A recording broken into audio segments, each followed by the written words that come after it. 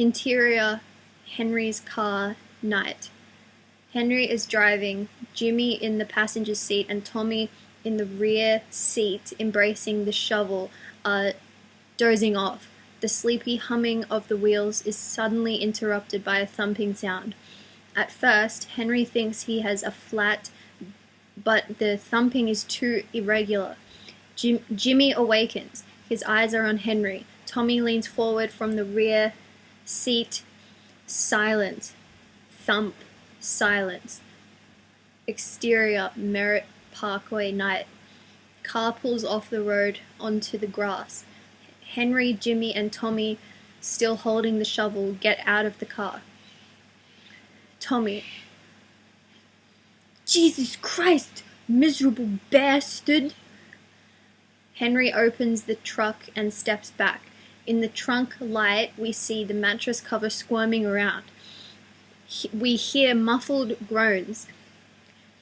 Can you believe this no good fuck? The prick, he's still alive. Tommy suddenly smashes the shovel into the moving, bloody mattress cover. He smashes it again and again and again, cursing bats with every swing. Rat bastard! He swings shovel. No good low-life fuck! Tommy swings shovel again and again.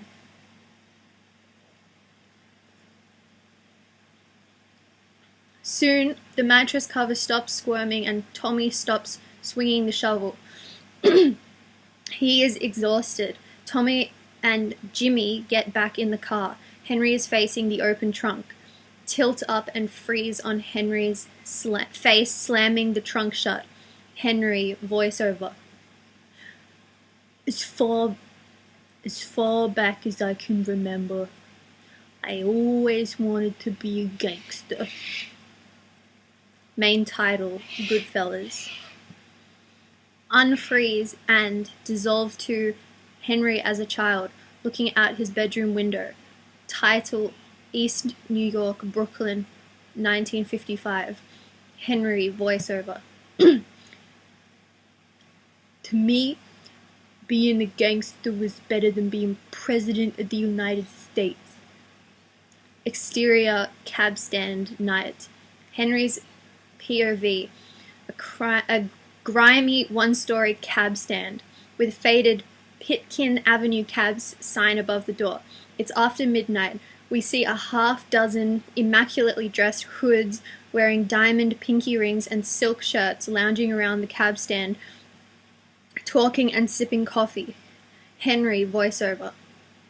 Even before I first wandered into the cab stand for an after-school job, I knew I wanted to be a part of them. It was there I belonged. Henry's point of view. We see a Cadillac pull up to the cab stand.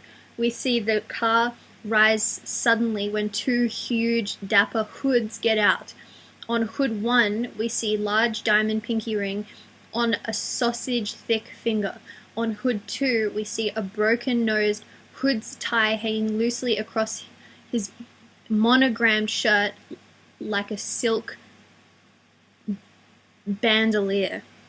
Henry, voiceover. To me, it meant being somebody in a neighborhood full of nobodies. On the sidewalk, we see the two hoods who just got out of the car hug and playfully shove Tuddy Vero, the sloppily dressed, solidly built hood who runs the cab stand. Henry, voiceover. They weren't like everyone else. They did whatever they wanted. They weren't like everyone else. They did whatever they wanted. They double park in front of the hydrant and nobody ever gave them a ticket. In the summer, when they played cards all night, nobody ever called the cops. We see Toddy laughing, trying to push them away. Henry, voiceover. Tuddy Vero ran the cab stand and a pizzeria and a few other places for his brother Paul, who was the boss over everybody in the neighborhood. We see a laughing Hood slyly slip behind Tutty and grab him around the neck while Hood too starts feigning punches to Toddy's ample midsection. Suddenly, Toddy, Vero, and Hoods see that Paul Vario, the boss, is standing in the cab stand doorway. Vario is a large man standing 6 feet tall and weighing over 240 pounds. He appears even larger. Henry voiceover. Paulie might have moved slow, but it was only because he didn't have to move for anybody.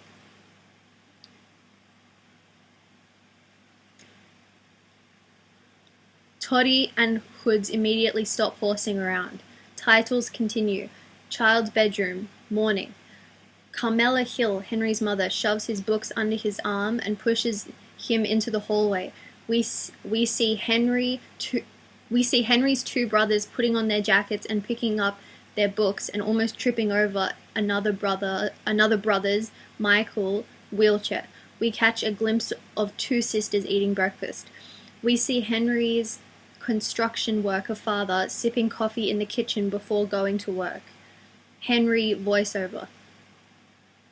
At first, my parents loved that I found a job across the street. My father, who was Irish, was sent to work at the age of 11, and he liked that I got myself a job. He always said American kids were spoiled lazy. Carmela to the brood. Come on. You'll all be late. Henry voiceover. And my mother was happy after she found out that the Veros came from the same part of Sicily as she did. To my brother, it was the answer to all her prayers. We see Henry's mother shove him out the door with his school books. Exterior, street side of door, day. Carmela in doorway watches Henry go down the block towards school. When Henry turns the corner along with other school-bound youngsters, we see he suddenly stops. The other school children keep walking. Henry carefully sticks his head around the corner. His mother is no longer there. We see Henry race across the street toward the cab stand. Henry voiceover. I was the luckiest kid in the world. Exterior cab stand, day. We see Henry leap into the air to catch a set of car keys. Henry voiceover. I could do anything. Exterior cab stand parking lot, day. We see Henry, who can hardly see over the dashboard, jockeying a mobster's caddy around the cab stand parking lot. We see other kids Henry's age watching Henry in awe from behind a fence. Henry voiceover. I could do anything. Interior cab stand, back room, day. We see Henry watching two uniformed cops laughing with Toddy and some hoods while stuffing whiskey bottles under their tunics. Henry voiceover. I knew everybody and everybody knew me. Exterior sidewalk, outside cab stand, day. We see Henry trying to sip hot espresso coffee just like the big guys, except we see Henry grimace because the coffee is too hot and far too bitter. Henry voiceover. But it wasn't too long before my parents changed their minds. For them, the cab stand was supposed to be a part-time job, but for me, it was a full-time job. Cut to interior rear of cab stand. Toddy is folding and placing long sheets with policy bets into a brown paper bag. In the background, we see hoods going through boxes of stolen orange and blue cardigan sweaters. Henry waits at Tuddy's side until Tuddy finishes making a notation on a slip of paper. Toddy holds the paper bag in his hand. Toddy, to Henry with a smile. Okay. To exterior cab stand.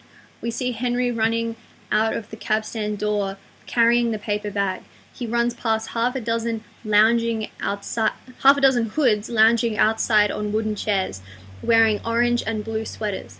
Henry. Voiceover. People like my father could never understand, but I was part of something. I belonged. I was treated like a grown-up. Every day I was learning to score. Interior kitchen, Henry's house. Father, in mock concern. Did you study hard in school today? Did you learn a lot? Huh? Henry is silent and begins backing away. Father, I can't hear you, you little liar. Waving the letter. I got this from school. They say you haven't been there in months. Henry tries to dart past his father, but he cannot escape. Henry gets a blow on the back of his head. Henry's mother starts to interfere, but is pushed back. Father, beating Henry, but glaring at Carmela. Lying little bastard. Carmela screams. Henry doubles up. Henry's father keeps pounding away. Close up on Henry's face. Freeze in action on Henry's father's face. Henry voiceover. My father was always pissed off. He was pissed that he had to work so hard. He was pissed that he made such lousy money. He was pissed that there were 7 of us living in a tiny house. But after a while, he was mostly pissed that I hung around the cab stand. He said they were bums and that I was a bum. He said I was going to get into trouble. I used to say I was only running errands after school, but he knew better. He knew what went on at that cab stand, and every once in a while, usually after he got his load on, I had to take a beating. But by then, I didn't care. No matter how many beatings I took, I wouldn't listen to what he said. I don't even think I heard him. The way I saw it, everybody had to take a beating sometime. Unfreeze and continue the beating. Cut to Henry's swollen and beaten face. Interior cab stand, back room. Toddy. What happened to you? Henry. I can't make any more deliveries. Toddy. What do you mean you can't make any more deliveries? You're going to fuck up everything? Henry. My father got a letter from the school. He said next time he'll kill me. Cut to interior automobile. 3 hoods and Henry in a parked car outside the post office. Hood 1 pointing to the postman. Is that the one? Henry. No. Hood 2 pointing at another. Him? Henry. No. Pause. Yeah, that's him. That's the guy. Hood 1 and Hood 2 get out of the car and grab the stunned mailman. He loses his hat and spills some mail as they shove him into the car's rear seat. Interior, a neighborhood pizzeria. Toddy Vario is standing in front of a pizza oven. Henry watches the hoods shove the mailman against the side of the oven. We see Paul Vario in the background. Toddy pointing to Henry. You know this kid? Mailman barely able to speak. Yes? Yes? Toddy. Do you know where he lives? Mailman nods. Toddy. You deliver mail to his house? Mailman nods again. Toddy. From now on, any letters to the kid from his school come directly to me. Do you understand? One more letter from the school to the kid's house, and Toddy looks at Paul Verrier, who nods, and the hoods pull down the door of the pizza oven and shove the mailman up close. Toddy. You're going in the oven head first. Freeze on mailman's face, smeared against the hot stove. Henry voiceover. That was it. No more letters from the truant officers. No more letters from school. In fact, no more letters from anybody. How could I go back to school after that and pledge allegiance to the flag and sit through good government bullshit? Exterior mob social club day. We see Henry entering a mob social club, nodding to a friendly cop laughing outside, past wise guys in sleeveless underwear sunning themselves in front of the club. We see a couple of menacing hoods smile and nod hello at Henry. Rear yard of social club. Hoods are cooking sausages and peppers on grill. They are bottles of homemade wine and keg of beer. We see Paul Vario holding court while eating a sausage sandwich. There are hoods standing around him at a respectful distance. Only Toddy approaches him with ease. We see a hood talk to Toddy. We see Toddy relay the message to Paul. We see Paul say something to Toddy, who nods back to the hood and then mentions to Henry to come over. We see Toddy bend down a little and whisper in Henry's ear, dolly in on Paul's face. Henry voiceover. Hundreds of guys depended on Paulie, and he got a piece of everything they made. It was tribute, just like in the old country, except they were doing it in America. All they got from Paulie was protection from other guys looking to rip them off. That's what it's all about. That's what the FBI can never understand. That's what Paulie and the organization does, is offer protection for people who can't go to the cops. They're like the police department for wise guys. Exterior used car lot night. We see Toddy in his car hand Henry a hammer, some rags, and a 5-gallon can of gasoline. Toddy driving away.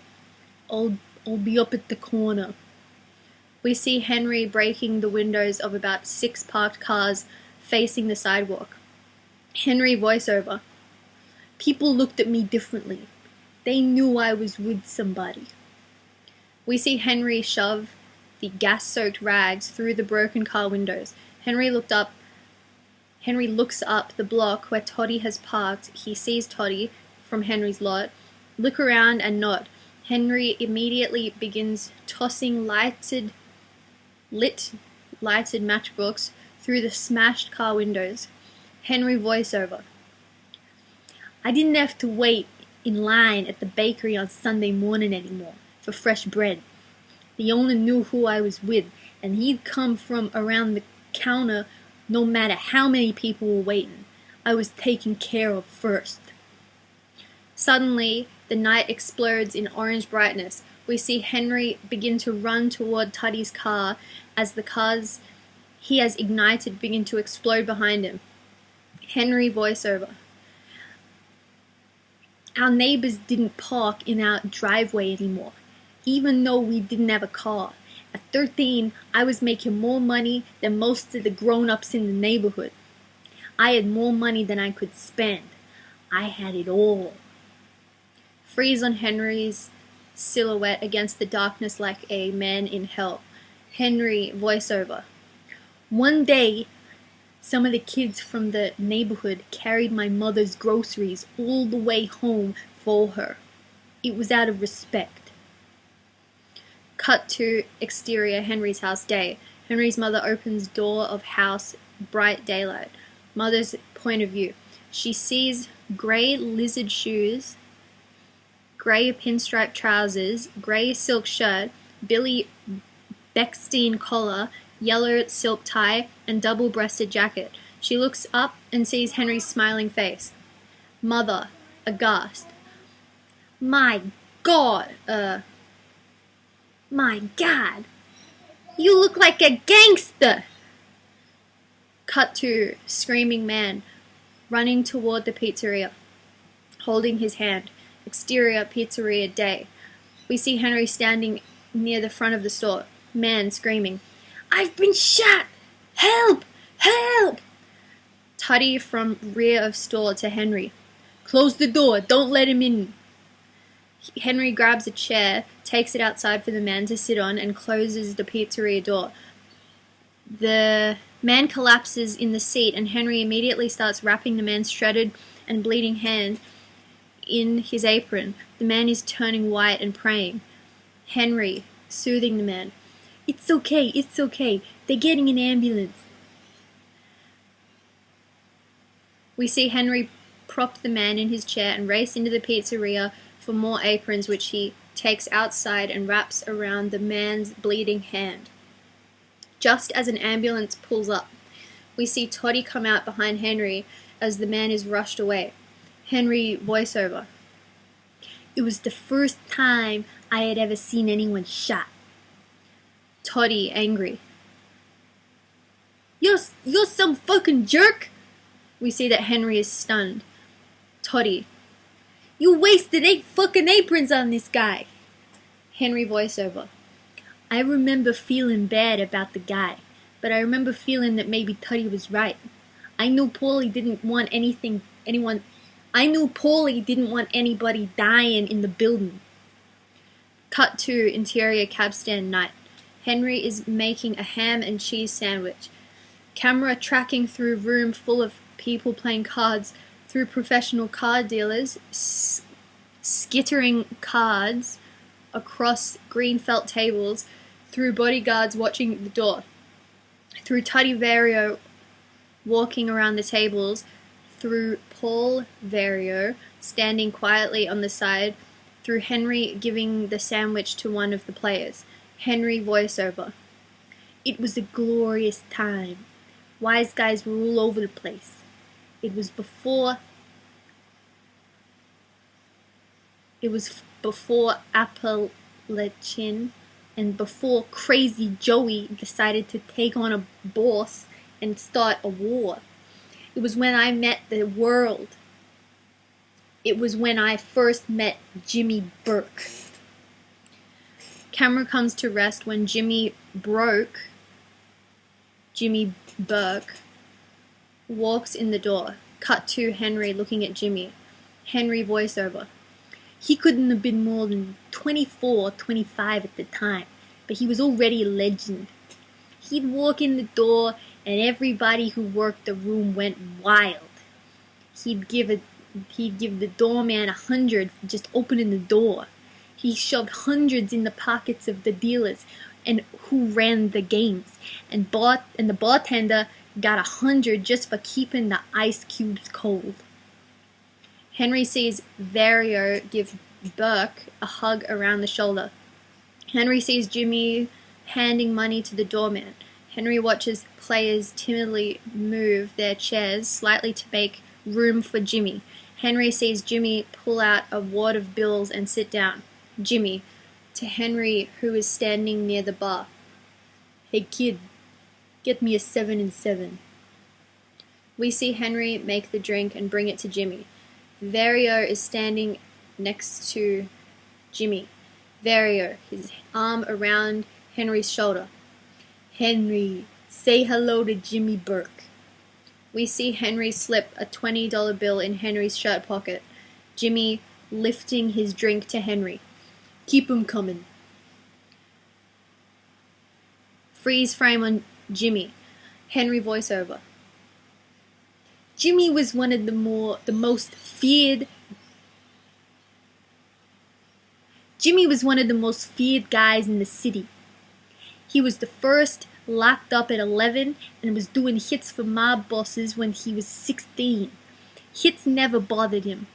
It was business. But what he really loved to do was steal. I mean, he actually enjoyed it. Jimmy was the kind of guy who rooted for the bad guys in the movies. He was one of the city's biggest hijackers. Clothes, razor blades, booze, cigarettes, shrimp and lobsters. Shrimp and lobsters were the best. They went fast. Exterior trailer truck near Idlewild Airport night. The trailer truck is stopped at a light in a deserted area near JFK Airport. We see the driver being quietly led to a car where Jimmy Burke is standing. we see Jimmy routinely take the driver's wallet. There is absolutely no resistance. Henry voiceover. And almost all of them were Jimmy's. Cut to close-up wallet. We see Jimmy put a $50 bill in the driver's wallet. Henry. They called him Jimmy the Gent. The drivers loved him. They used to tip him off about the really good loads. Of course, everybody got a piece. And when the cops assigned a whole army to stop him, Jimmy made them partners. Cut to exterior cab stand parking lot day. Close-up rows of cigarette cartons piled inside a large trailer truck. Jimmy and Tommy Desmond, a youngster about Henry's age, are moving large cigarette cartons toward truck tailgate. While Jimmy is dressed like a truck driver, Tommy is very nattily dressed in a sharply cut suit and highly buffed shoes. Jimmy and Tommy are loading the cartons into the arms of a woman school crossing guard who is having difficulty carrying the load. Jimmy, Tommy, help the lady. We see Tommy scramble down from the truck and help the school crossing guard to her own car, where we see the already bag a load of the cartons. We see Henry standing near her car and watching. School crossing guard driving off. Thank you, sweetheart. Cut to Jimmy standing between Tommy and Henry. Jimmy to Henry. Say hello to Tommy. You'll do good together. Cut to police car pulling onto the sidewalk where Henry, Tommy, and Jimmy are standing. The cops recognize Jimmy. Cop 1. Anything good? Henry watches Jimmy smile and toss a couple of cartons of cigarettes into their radio car. The cops wave and drive off. Exterior factory gate, quitting time. We see Henry busily selling cartons to workers. Tommy is getting cartons out of the trunk of a car parked nearby. Henry is so busy he can hardly keep the money and cash straight. Instead of the neat roll we saw on Jimmy, Henry's cash is a wrinkled mess. Some of it is rolled, some folded, some in different pockets. We see Henry approached by 2 city detectives. Detective 1. What do you think you're doing? Detective 2. Where'd you get these cigarettes? Offering them cartons. Henry offering them cartons. It's okay, it's okay. Detective 1 roughly grabs Henry's arm. Detective 2 grabs Henry's cigarette cartons. We see Henry pull his arm away, and one of the detectives slaps him across the face. We see that Tommy is about to say something, but runs away instead. Interior cab stand day. We see Tommy talking to Tuddy and assorted hoods at the cab stand. Interior courtroom. Arrangement part 1. Henry is waiting along with dozens of hookers, nodding junkies, muggers, and shoplifters. When Henry's case is called, we pan to a well-dressed mob lawyer. Henry, who has never seen the lawyer before, walks to the prosecutors rather than the defendant's table. A court clerk nods him over toward his own lawyer. Without acknowledging Henry, the lawyer nods and smiles at the judge, who smiles and nods back. Judge. Counselor proceed. Cut to interior courtroom, center aisle.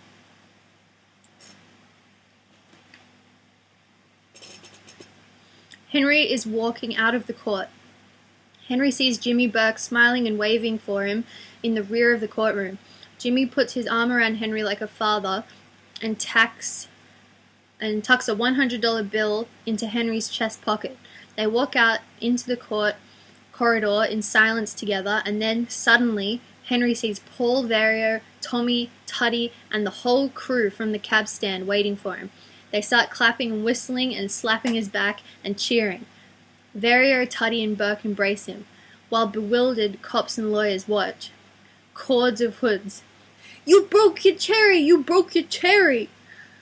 Last freeze. Title up. Idlewood Airport 1955. Exterior wide shot. Idle, wild cargo area. Henry voiceover.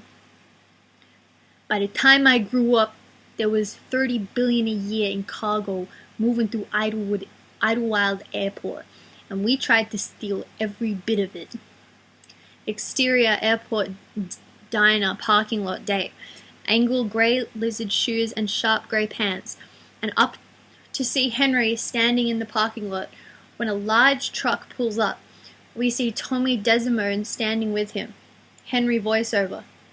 You gotta understand, we grew up near the airport. It belonged to Paulie. We had friends and relatives who worked all over the place, and they tipped as us off about what was coming in and what was going out. We see drivers get out of the track. We see drivers getting out of the truck with engine still running and leaving the door open. He nods to Henry, who does not respond, and the driver casually walks toward the diner. Henry voiceover. If any of the truckers or airlines gave us trouble, Paulie had his people scare him with a little strike. It was beautiful. It was an even bigger money major than numbers, and Jimmy was in charge. Whenever we needed money, we'd rob the airport. To us, it was better than Citibank. Interior table in diner. We see driver rise from the debris of breakfast dishes, leave a tip and pay the cashier. He walks out the door toward his truck in the parking lot. Hold on the door. Driver rushes back in through the door toward the cashier. Driver, flushed and agitated. Hurry, give me the phone. 2 niggers stole my truck. Interior, sunny bamboo lounge, dusk. A cavernous room with earshot of the airport that looks like a movie nightclub. No matter when you walk into the bamboo lounge, it's always the middle of the night. Camera tracks past a zebra-striped banquet and bar stools, past sharp businessmen, bookmarkers, and hoods. Henry voiceover. There was Jimmy and Tommy and me. There was Anthony Stabile, Angelo Seppe, Fat Andy, Frankie the Wop, Freddie No-Nose, Pete the Killer, Nicky Blanda, Mickey Franzese, and Donnie Echoes, who got that nickname because he said everything twice. Camera tracks to the back room, which we see is filled with racks of clothes, boxed television sets, new toaster ovens, and stereos. We see a man rolling racks of fur coats into the room, which looks like a discount store warehouse. Man to Sonny. Sonny, we got the coats. Sonny ignoring the man, and to Henry. You got any suits? Henry, not till Thursday. Sonny closing door to back room. I need suits! Cut to Henry, Jimmy, Tommy, and assorted hoods and their girlfriends are having a party. There are champagne buckets around the table, which is littered with steak and lobster dishes. The table is a mess and everyone is laughing. We see Henry look at his watch and look at the lounge's entrance. Henry voiceover. For us to live any other way was nuts. To us, those goody good people who worked shitty jobs for bum paychecks, who took the subway to work every day and worried about their bills, were dead. They were suckers. They had no balls. If we wanted something, we just took it. If anyone complained twice, they got hit so bad they never complained again. It was routine. You didn't even think about it. Cut to doorway or bamboo lounge. We see Frenchie McMahon, a beefy man in a leather windbreaker, enter. We see Henry get up and go over to greet him. Cut to the bar. Henry and Frenchie embrace. Frenchie is still wearing his Air France cargo workers overalls under his leather jacket, and we see the Air France logo.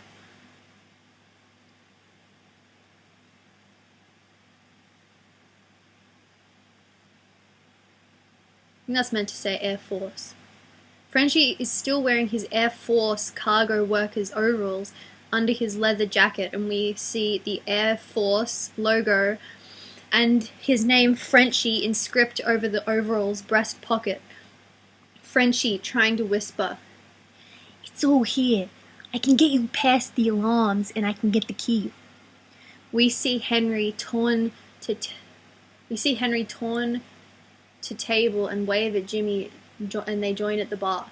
Cut to the table. We see Jimmy get up and go to the bar. We see Tommy at the table with Sonny Bamboo, the owner, hovering around. Sonny Bamboo is holding a thick sheath of bills. We see Sonny timidly approach Tommy by whispering in his ear. In the background, we also see the face of a terrified waiter. Tommy putting his arm around Sonny's shoulder. "It's okay, put it on the tab." Sonny whispering with fear all over his face. "Tommy, it's not just this. Tommy, please, it's $7,000 here." We see Tommy just stare menacingly at Sonny. Sonny, he started, he might as well finish. "Please, Tommy, I need the money. Tommy, please, I owe the world." Tommy leaping from the table in a rage. "You son of a bitch fuck! Are you calling me a deadbeat? My money I spent here, embarrassing me in front of my friends, you miserable fuck!" Turning to his pals. "Can you believe this bastard?" Going back to a terrified Sonny. "Ungrateful fuck! I ought to break your fucking legs!" We see Sonny Bamboo flee towards his officers, with Tommy making a half-hearted gesture to follow, but instead he walks over and joins Henry, Jimmy, and Frenchie at the bar. He is smiling. Frenchie to Tommy. "Hey Tommy, have a drink." Interior backroom cab stand day. We see Sonny Bamboo meekly standing at the table facing Paul Verrier. Henry is standing behind Sonny Bamboo for support. Verrier groaning. "If you knew those fucking kids, they're nuts. Especially that Tommy. What am I gonna do with them?" Sonny sweating. "But I'm worried. I'm hearing all kinds of things, Paulie. You know, me all my life. You've known me all my life. I've always done the right thing." Verrier. "You think that matters? You think they give a shit about anything? The little bastards." Sonny. "But it isn't right, Paulie. That Tommy, he's making trouble for me all over town. I can't go here. I can't go there. I can't go here. I can't go there." Verrier. You think you're the only one? I've talked to them 1,000,000 times, but they don't listen." Sonny weakly. "But Paulie, please." Verrier barely listening. "Someday they'll get what's coming to them. That's the only way they'll stop." Sonny pleading. "Paulie, I swear, I'm afraid. The guy's nuts. What do I have to do? Whatever I gotta do, I'll do it." Verrier, arms stretched like a saint.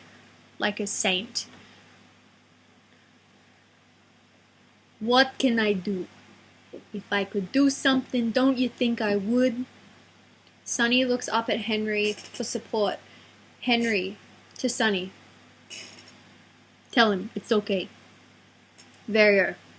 "What?" Sonny. "I was thinking that maybe you could come in with me. Take a piece of the place. If you were with me, maybe then they'd have to lay off." Verrier. "What do I need?" Sonny interrupting. "I mean, we could do good." Verrier. "You want a partner?" Sonny. "Please." Exterior bamboo lounge outside day. We see trucks with liquor, beer, sides of beef, even furniture like bar stools and large mirrors being unloaded and delivered into the front door. Henry. Voiceover. "Now the guy's got Paulie for a partner. Any problems, he goes to Paulie. Trouble with the bill, he can go to Paulie. Trouble with the cops, deliveries, Tommy. He can call Paulie. Interior Bamboo Lounge day. We see Henry and two hoods from the cab stand checking the liquor being delivered into the lounge. The entire room is filled floor to ceiling with cases of whiskey, wine, crates of lobster and shrimp, and stacks of table linen and sides of beef. The place looks like a warehouse. Henry voiceover. But now the guy has got to come up with Paulie's money every week, no matter what. Business bad? Fuck you. Pay me. You had a fire? Fuck you. Pay me. The place got hit by lightning? Fuck you. Pay me. Also, Paulie could do anything, especially run up bills on the joint's credit. Why not? Nobody's gonna pay for it anyway. Exterior Bamboo Lounge rear alleyway day. We see cases of liquor, wine, etc. being carried out of the rear door of the lounge by hoods from the cab stand and loaded into U-Haul trucks. Henry voiceover. As soon as the deliveries were made in the front door, you move the stuff out the back and sell it at a discount. You take a $200 case of booze and sell it for $100. You take a $200 case of booze and sell it for $100. It doesn't matter. It's all profit. Interior Bamboo Lounge office. Henry, Jimmy, and Tommy are standing around the small workman's table. There is no desk. The office looks denuded of furniture. A lawyer is going over papers. A terrified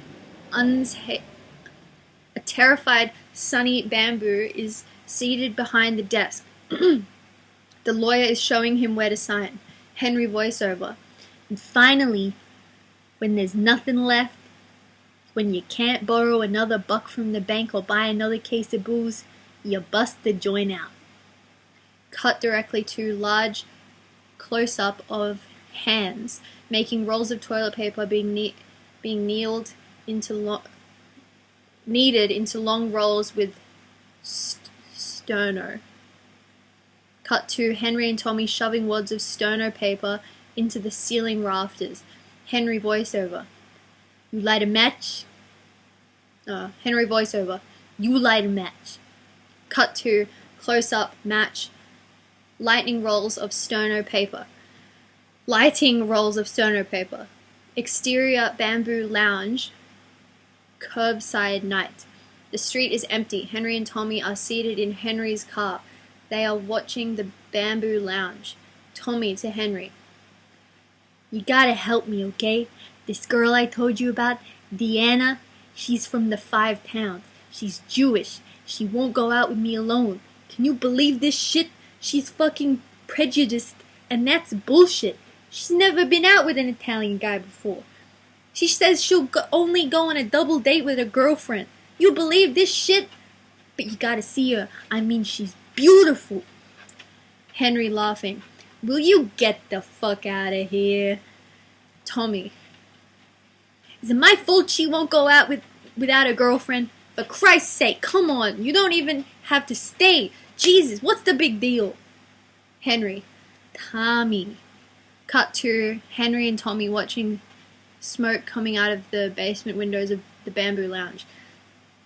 Tommy. Back to conversation. I swear you don't have to do nothing. You just show up and then you leave. What do you think? I want you around. What do you think I want you around? All I need is for you to get me started. We hear a car engine start. Interior, a quiet, plush banquet in the Villa Capra. A red damask restaurant. Tommy and Henry are seated to the outside of a U-shaped banquet with their 2 girls, Diane and Karen, seated inside. Diane is being wooed and pawed by a blissful Tommy. Diane is enjoying every bit of Tommy's undivided attention.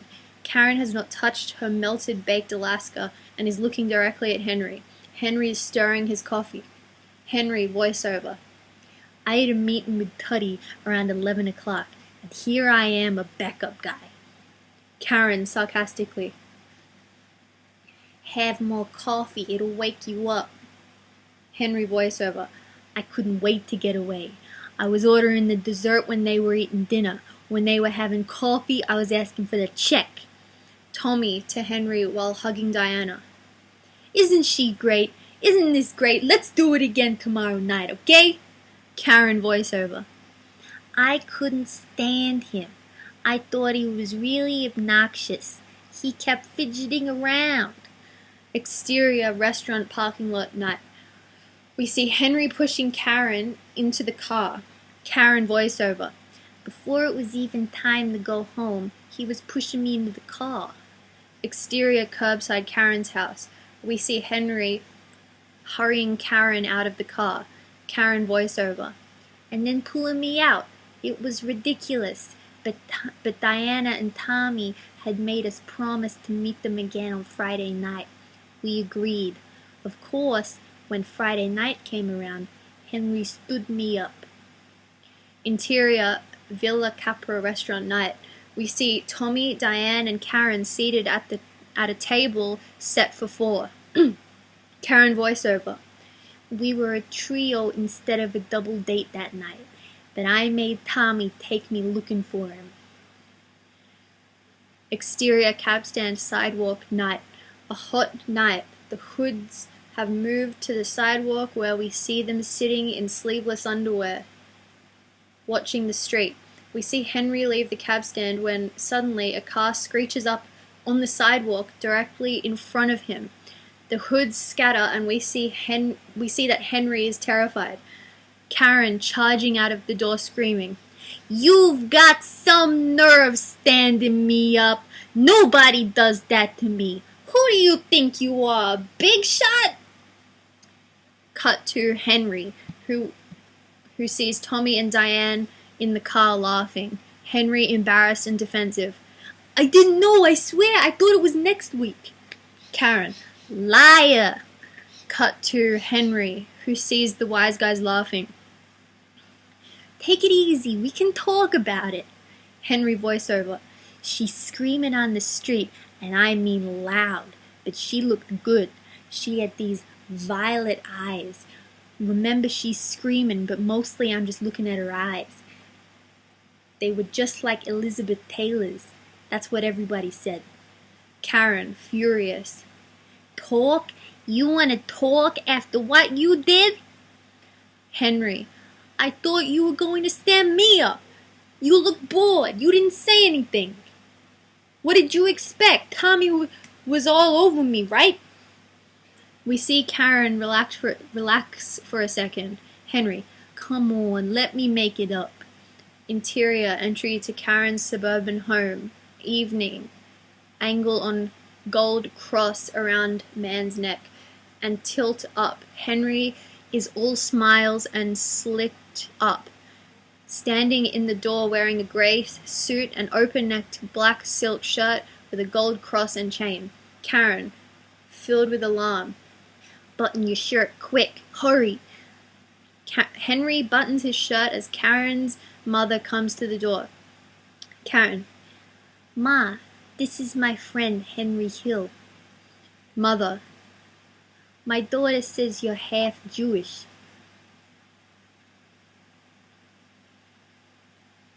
Henry, only the good half. Exterior Copacabana night. Henry gives the keys and a rolled up $20 bill to the doorman at the building across the street and steers Karen toward the Copa. Karen, what are you doing? What about the car? Henry, while pushing her through the crowd, waiting to get in. He watches it for me. It's better than waiting at the garage. We see Henry deftly steer Karen away from the Copa's main entrance and down the basement steps. A huge bodyguard eating a sandwich in the stairwell gives Henry a big hello. We see Henry walk right through the basement kitchen, which is filled with Chinese and Latino cooks and dishwashers who pay no attention. Karen is being dragged along open-mouthed at the scene. Henry starts up a stained kitchen staircase through a pair of swinging doors, and suddenly Karen sees she's inside the main room. The hurried maitre d', he is surrounded by customers clamoring for their tables, waves happily at Henry and signals to a captain. We see a table held aloft by two waiters wedging their way toward the stage and plant the table smack in front of what had until that moment been a ringside table. As Henry leads Karen to their seat, he sees that he is nodding and shaking hands with many of the other guests. We see Henry quietly slip $20 bills to the waiters. Karen, sitting down.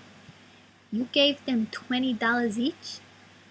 We see the captain approach with champagne. Captain, this is from Mr. Tony over there. Henry, where? Over there? Captain, over there, over there. Karen watches Henry turn around and wave at a 280-pound hood. Karen, what do you do? Henry, toasting Karen and clinking glasses. I'm in construction. I'm in construction. Henry turns to the stage where the lights begin to dim and Benny Youngman walks out. Henry, I'm a union delegate. Exterior, Air Force Cargo Area night. On loading platform, he sees Henry and Tommy dressed in Air Force overalls. Henry is carrying a large suitcase. Suddenly we see Frenchie McMahon come through the door, slip Henry a key, and lead them back into the office area near the entrance. Henry goes to the door marked security area that Frenchie points out and opens it with the key. Henry and Tommy go inside. Cut 2. Henry and Tommy coming out with the suitcase, close the door and walk right past Frenchie.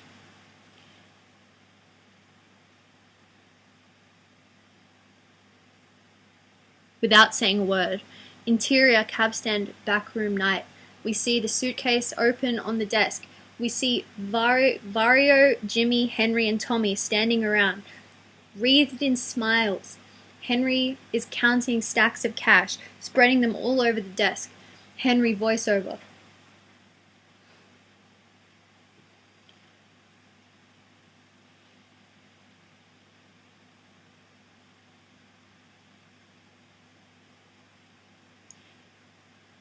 I think it is Air France. So many spelling mistakes in this script. Henry voiceover. Air France made me. We walked out with $420,000 without a gun, and we did the right thing. Henry counts up $420,000 and slides 10 packages of $100 bills in front of Vario, who stands up and proudly kisses Henry on the cheek. Jimmy and Tommy both aglow with the moment. Look on. It is clear that Henry has come of age. Cut to Henry's face. Vario to Henry. It's a lot of money for a kid. If anyone asks, you say you want it shooting crap. Exterior beach club day. Henry and Karen are at a sun-drenched table after paper cup and paper plate lunch where Henry is trying to pay cash.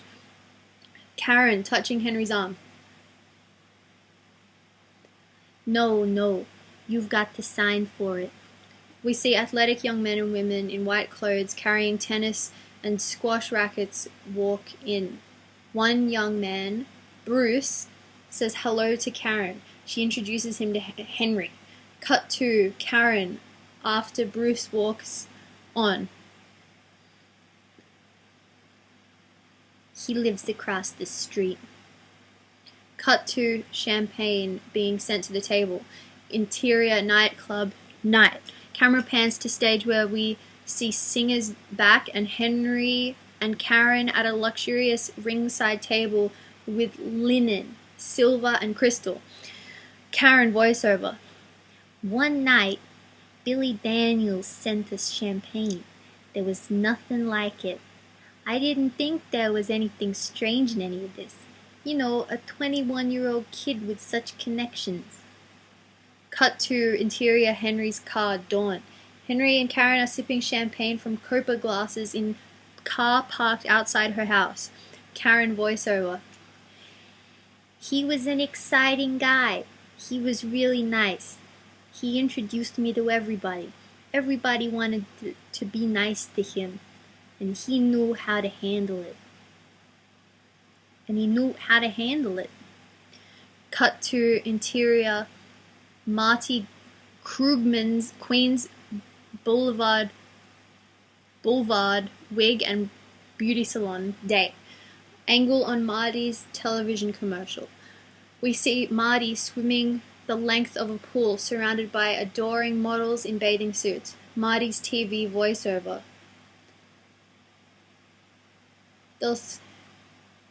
Marty's TV voiceover. They'll say put even in a typhoon, and I know I'm the president of the company. We see Marty and Henry standing near television set. Commercial is repeated over and over. Marty is taking bets on the phone and complaining to Henry. We see an agitated Jimmy Burke in background poking at wigs and looking toward Henry and Marty. Marty complaining to Henry while taking bets on the phone. Jimmy's busting my chops. Jimmy's busting my chops. Okay, give him 8-5 on Cleveland. Hangs up the phone to Henry while nervously eyeing in the other room. He wants 3 points over the Vig. For me, I don't believe this shit. Henry pleading. Marty, please. You know Jimmy. You borrow his money. Pay him. Marty, so outraged his voice gets louder.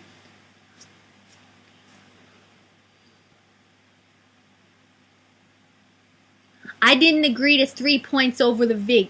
What am I, nuts? I didn't need it that much. Henry getting exasperated. What are you gonna do? Fight with him?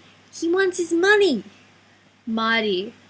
Fuck him. I never paid points. I always did the right thing. Did I ever bust his balls? Did I? I couldn't have dropped a dime a million. I could have dropped a dime a million times and I wouldn't have had to pay Dick. Henry getting annoyed. Marty, you're talking crazy. Drop a dime, call the cops, don't even let anybody hear such bullshit. Hey, don't you just pay the man his money and shut the fuck up? We see Jimmy in background start toward Henry and Marty when he hears Henry raise his voice. We see Jimmy come up behind Marty and wrap the long telephone extension cord around Marty's neck. We see Marty's eyes begin to pop. We see Henry try to get his hands between the wire and Jimmy's neck while trying to get Jimmy to stop. Jimmy, total fury. You got my money for bullshit television, don't you? I gotta watch you swimming back and forth on TV all night long, don't I? You got money for that. But you don't have my money? Henry, Jimmy, he'll be okay. He's good for it. Relax. We see Marty nodding in agreement that he will pay. Suddenly the phone rings. We see Jimmy, Henry, and Marty frozen for a second. We see Jimmy relax the cord. We see Marty pick up the phone. The extension cord is still loosely wrapped around his neck. Marty handing Henry the phone. It's for you.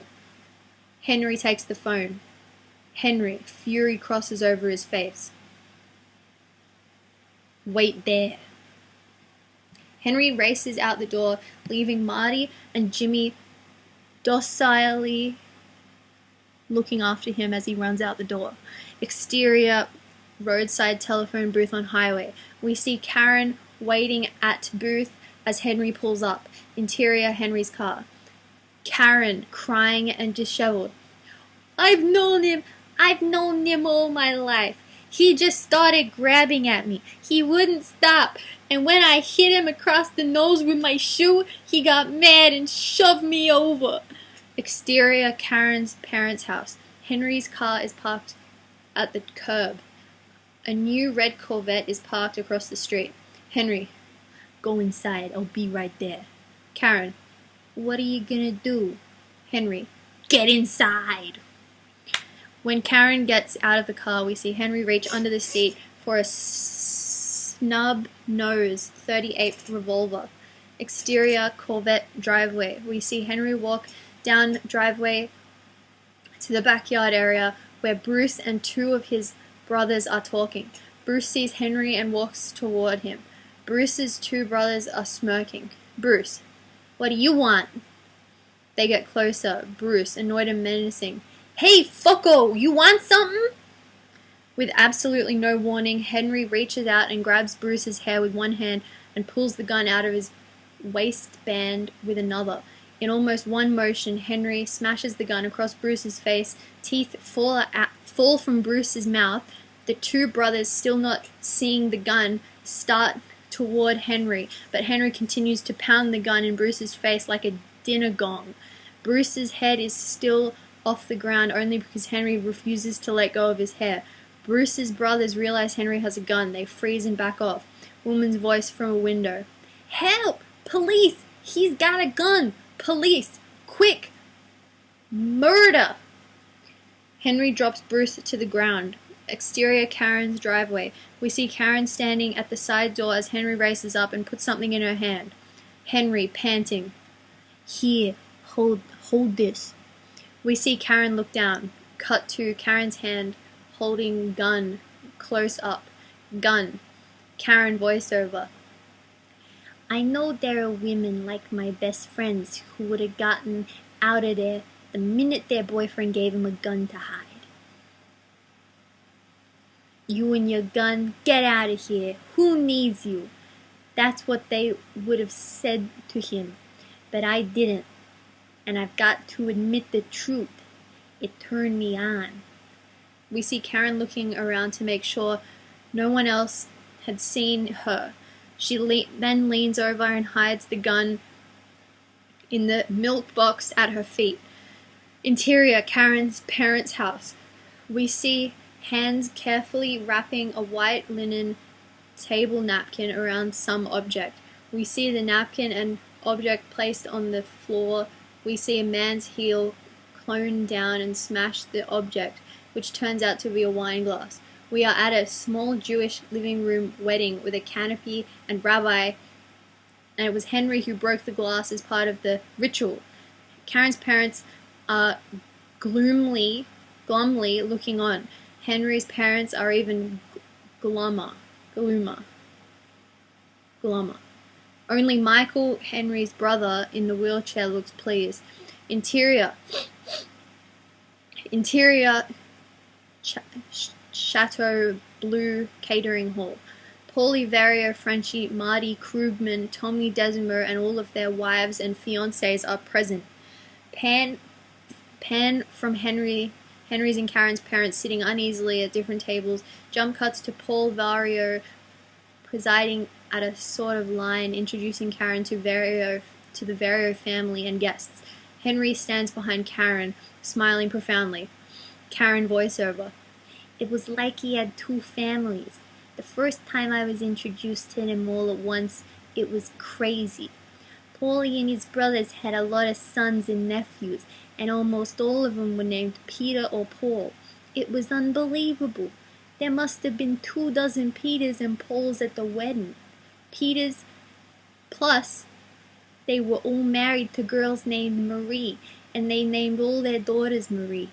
By the time I finished meeting everybody, I thought I was drunk. Cut to Henry and Karen's table. Seated nearby are a beaming Jimmy Burke and his wife Mickey Burke. We see Vario approach and hand Karen an envelope. Vario, here, this is for you. Karen looking down at the envelope. Paulie, you shouldn't. We see that Vario's envelope is richly embossed with hearts and flowers and has a clear window in front through which she can see several neatly folded $100 bills. When Karen looks up, she sees that every wise guy and his wife are lined up before her and that they are all holding envelopes with clear windows in front. Cut to Karen, perspiring a little as she accepts and thanks the dozens of wise guys giving her the envelopes. We see Henry has opened a plastic supermarket shopping bag under the table where he is stuffing the envelopes just as soon as Karen accepts them. Cut to Henry and Karen getting up to dance. Karen whispering, "My bag, my bag." Henry amused, "What bag?" Karen desperate, "The bag with all the envelopes." Henry childing, "Oh, Dad, don't worry about that. Nobody's gonna steal it." Interior, Karen's mother's house living room, dawn. We see Karen propped up awake in a chair. Her father is seated on a sofa asleep. Karen's mother is looking out the window. Karen's mother, "He didn't call?" Karen, "He's with his friends." Karen's mother, "What kind of person doesn't call?" Karen, "He's a grown man. He doesn't have to call every 5 minutes. Karen's mother, "If he was so grown up, he'd get you two an apartment." Karen, "Don't bring that up. You're the one who wanted us here." Karen's mother, ignoring this charge, "Look, he's got his whole house in an uproar. Look, he's got the whole house in an uproar." Cut to father dozing on sofa. "He's got your..." Karen's mother, "He's got your father upset. Good thing he doesn't have to go to work in the morning. Is this what he deserves?" Karen, "Ma, please, you're driving me crazy." Karen's mother, "Driving you crazy? Don't get me started. You're here a month and sometimes I know he doesn't come home at all. What kind of people are these?" Karen, "Ma, stop. What do you want me to do?" Karen's mother, "Do what?"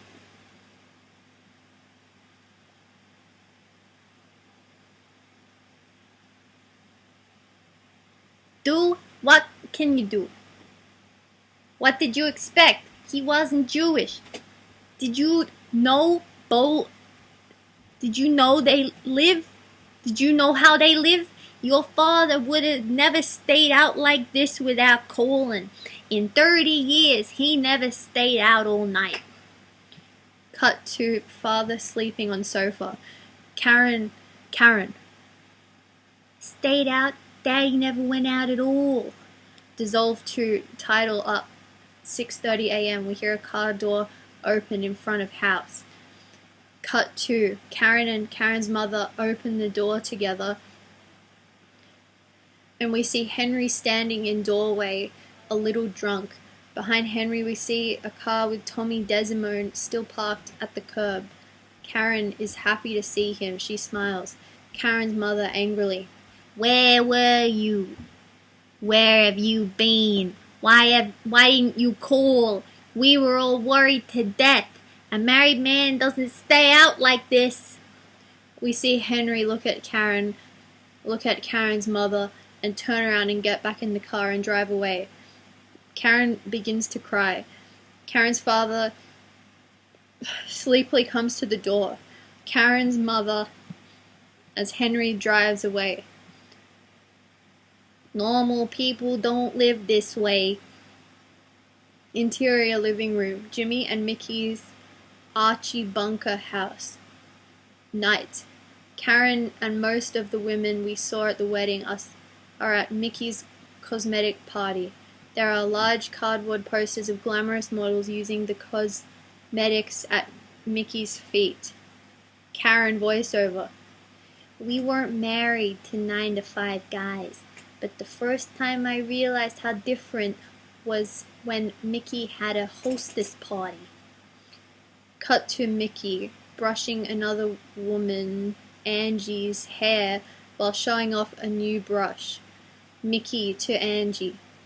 Angie, sweetheart, you want it fluff? Cut to Angie's tired face, black ringed eyes and thin mouth. Angie. He's the one with the hands. I'd like to smack his face. Woman 1. The red-haired guy. He looks like a farmer. Angie. Son of a bitch, I swear. You can't go through the gate without his hands up. I told him, keep your fucking hands off, you son of a bitch, or I'll cut him off. We see the women laugh. Angie. He don't know how lucky he is. I just mentioned it to Vince. I don't even want to know. Woman 1. That's the problem. How can you mention it? Vince would kill him. Angie. You think I don't know? You think I like to keep this inside? But I gotta, or he'll kill the miserable bastard and he'll be there for life. It's disgusting what you have to put up with. Mickey, while fluffing Angie's hair. Look at Jeannie's kid. Angie, what happened? Mickey, the oldest one, he was in an argument, a lousy $10 card game. The kid pulled out a gun. It goes off. The kid gets killed. The grandmother hears it and finds out he's been arrested. She has a heart attack. She drops dead right on the spot. Now Jeannie's got a husband and a son in jail and a mother in a funeral parlor. Angie, but he was always a bad kid, that one. Mickey, no, come on, it was the younger one that was the bad one. Karen voiceover, continuing over dialogue. They had bad skin and wore too much makeup. I mean, they didn't look very good. They looked beat up. Close up. Women talking. Karen voiceover. You never saw teeth like that where I was growing up, and the stuff they wore was thrown together and cheap. A lot of pantsuits and double knits. They talked about how rotten their kids were and how beating them with broom handles and leather belts, but that the kids still didn't pay any attention. When Harry picked up, I was dizzy. Interior bedroom, Karen's mother's house, night. We see they are getting ready for bed. Karen, I don't know. I don't know if I could live that way. What if, God forbid, you go to prison? Mickey said Jeannie's husband... Henry angrily interrupting. What are you, nuts? Jeannie's husband went to the can just to get away from her. She's such a pain in the ass. Let me tell you, nobody goes to jail unless they want to, unless they make themselves get caught. They do stuff with the wrong people. They don't have things organized. You know who goes to jail? Nigger stick-up men. That's who, and they could only get caught because they fell asleep in the getaway car. Karen looks down, still listening.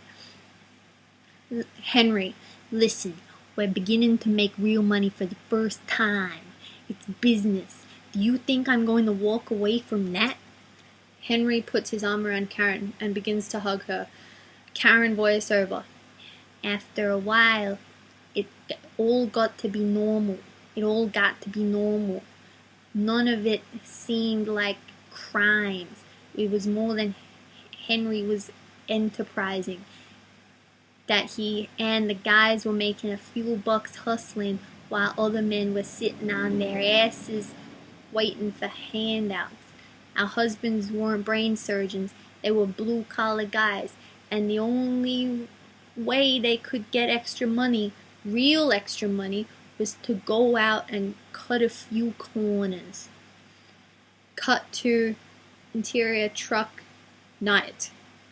Angle on Henry and Tommy, who is carrying a brown paper bag as though it were a gun, pulling a driver out of his truck and shoveling him toward another hood, who pushes him into the rear seat of a car, where we see another hood.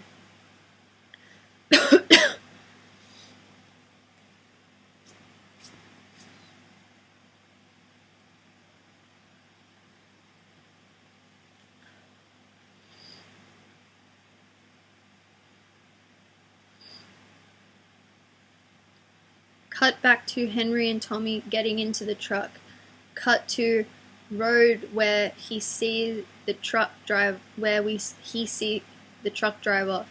Cut back to truck, where we see the paper bag and Tommy's hand explode in a red burst as he wildly fixes shots into the hair. To hear Henry's laughter. Karen voiceover. And we were all so very close.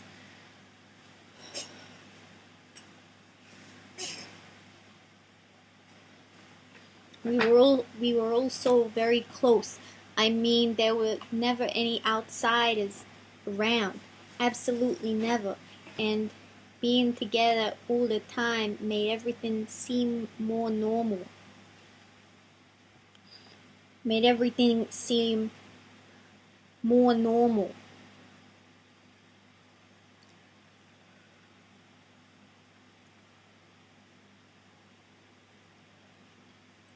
Interior Henry's doorway. We see Karen looking at a search warrant being shown to her by detectives who are being very polite. The children are looking on. Karen voiceover. There was always a little harassment. They always wanted to talk to Henry about this or that. They'd come up with their subpoenas and warrants and make me sign. But mostly they were just looking for a handout. A few bucks to keep things quiet, no matter what they found. Karen, signing the papers. Can I make you some coffee? The detectives smile and, taking off their hats, walk into the house where kids and Karen resume watching TV. Karen voiceover.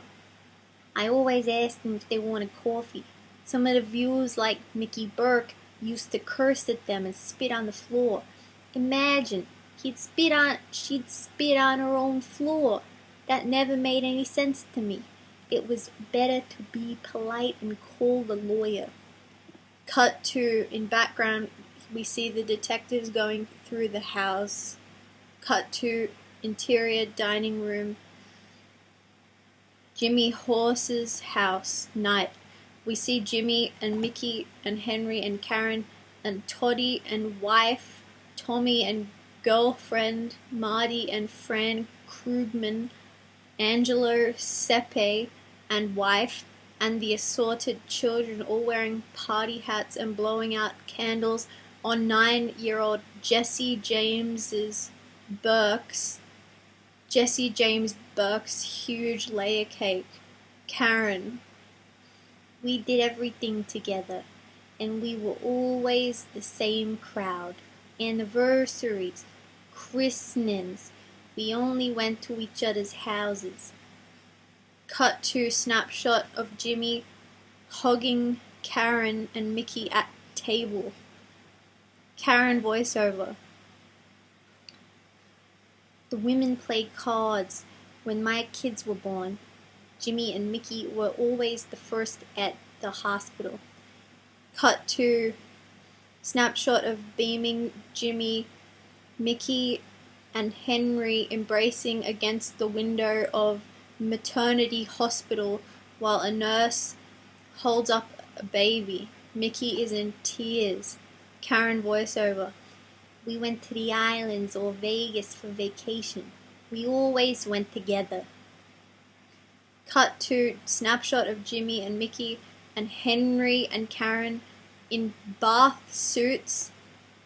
bathing suits, standing next to their poolside chairs holding tall Trader Vic's-style drinks with tiny umbrellas and pineapples sticking out of them. Karen. It got to be normal. I got to where I was even proud that I had the kind of husband who was willing to go out and risk his neck just to get us the little extras. Cut to interior Henry and Karen's suburban house morning. Angle on Henry's bedroom closet. Camera tracks row after row of neatly hung suits and sports jackets and racks of sharp shoes. We see Henry getting undressed. He neatly hangs his jacket and then lifts the front of his sport shirt to his neck, revealing thick packets of crisp $50 and $100 bills. He has wedged all around his waist. Karen. But I got my mother to watch the kids tomorrow night. Cut to Karen's bedroom closet. Camera tracks past rows of Karen's dresses, pantsuits, blouses, shoes, and fur coats. Henry. I told you I can't. Cut to kitchen. We see Henry now shaved and dressed in a different suit. He is on his way out. Karen, annoyed. I'm gonna need some money. Henry. How much? Henry. How much? We see Karen hold her thumb and her four fingers about an inch apart. We see Henry take about an inch and a half of money from his inside jacket pocket, slap it on the table, and go to the door. Interior, the sweet night.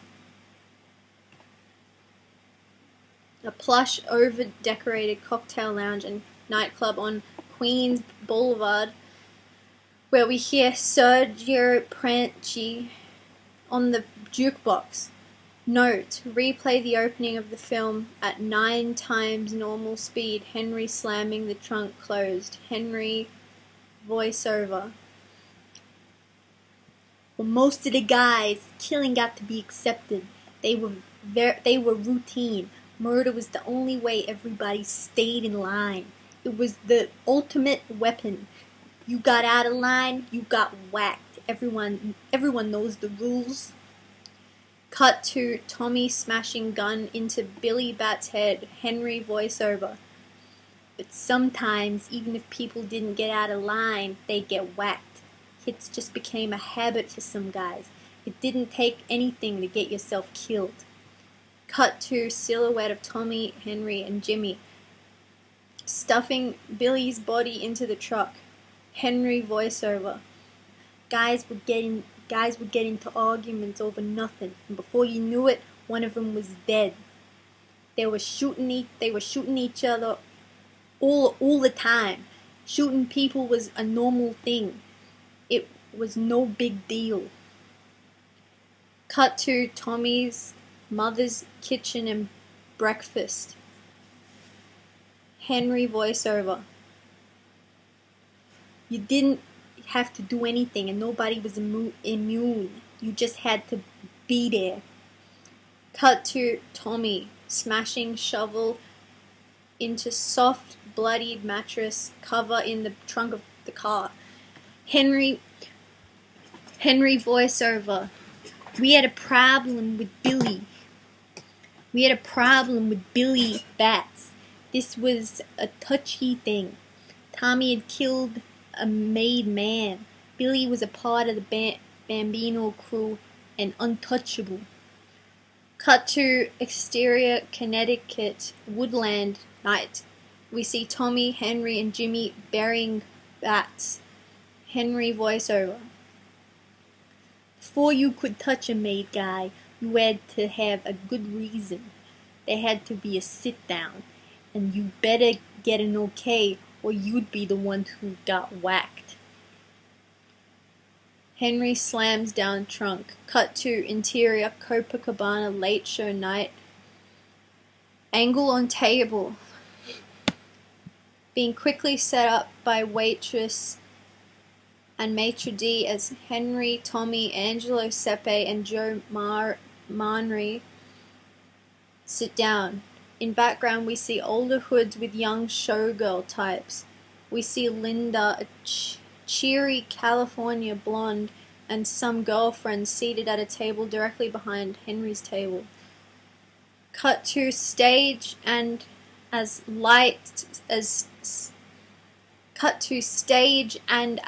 stage lights dim, Henry voiceover. Saturday night was for the wives, but Friday night at the Copa was always for the girlfriends. Cut back to Henry's table. Henry is now sitting next to Linda. Tommy is with girl number 1. Sepe is with girl number 2. Girl number 1. Last week, I saw Sonny Davis. What a performer. You gotta see him. You gotta catch him. He does imitations. I swear you'd think it was the real people. Girl 2. Yeah, the way he moves, it's unbelievable. I mean, you could understand how a white girl could fall for him. Tommy. What are you talking about? Girl 2. No, I don't mean me, not me. I just mean you can see how some girls could. Like that Swedish girl. You can see how she fell for him. You can see how he has this personality. Cut to Copa stage. Spotlight. Bobby Darkin is singing. Exterior, Linda's apartment night.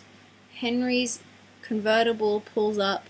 Henry has his arms around Linda's neck. We see them go into the building. Dissolves to dawn. Interior Vario's house day. Sunday, there are lots of relatives and friends present. Henry and Karen arrive. Karen is carrying their new baby, and Henry has his 2-year-old daughter by the hand. A great fuss is made over the new baby and over Karen by the women, including Vario's wife. Vario puts an arm around Henry and leads him into an alcove. Vario. What did you hear about that thing? Henry.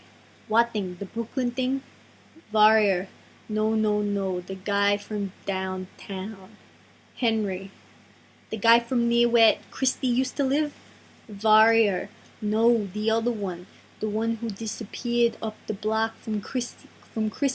The one who made the one they made a beef on. Henry. Oh, him. Vario. You know the one I mean? Henry. Oh yeah, sure, that guy. I know him. Vario. That Bats was a miserable fuck. But his people are looking still for him. Henry. Oh yeah, I know. I even looked into it myself. Nobody knows what the fuck happened to him.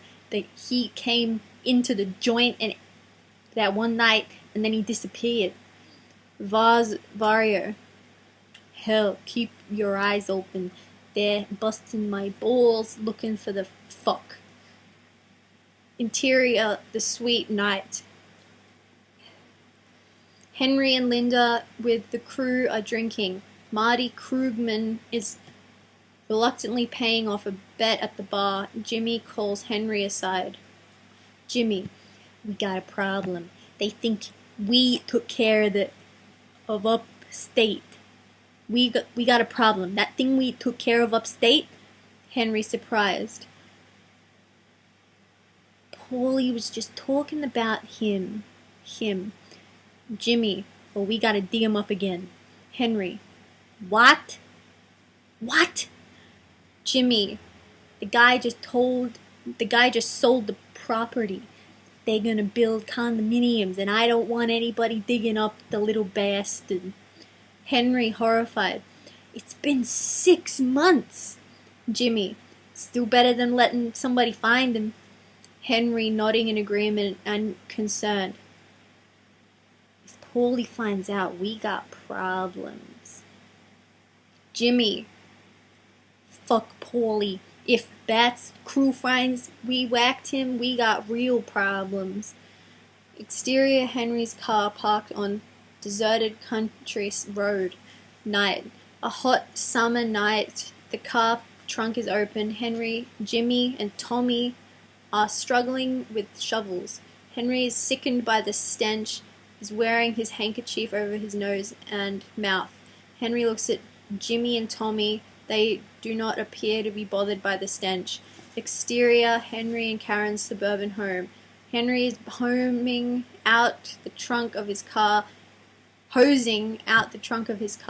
He has all of the mats and the spare tire and the jack out of the trunk. Karen, what happened to your car? Annoyed at Karen's prying. I hit a skunk. Henry sprinkles in a bottle of perfume and slams the trunk shut. Interior, Linda's apartment, bedroom night. We see Linda showing off her new apartment to the girls, including Robin, a sexy, dark-haired girl. We see Henry, Tommy, Sepe, and Manry laughing in background. The apartment is decorated in Ocean Parkway ring. There are thick velvet-covered sofa and blue glass coffee table in bedroom, and we see a satin-covered king-size bed with a doll propped against the pillows. We see Linda lean over and show her girlfriends, including Robin, the bed ruffles. Henry voiceover. I set up Linda in an apartment around the corner from the suite.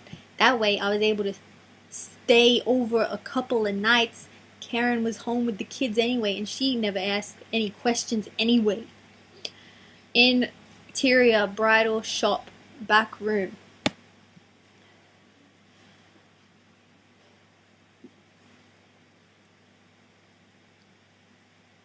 Henry is strangling the owner of a bridal shop with his own tie while Tommy and Jimmy laugh.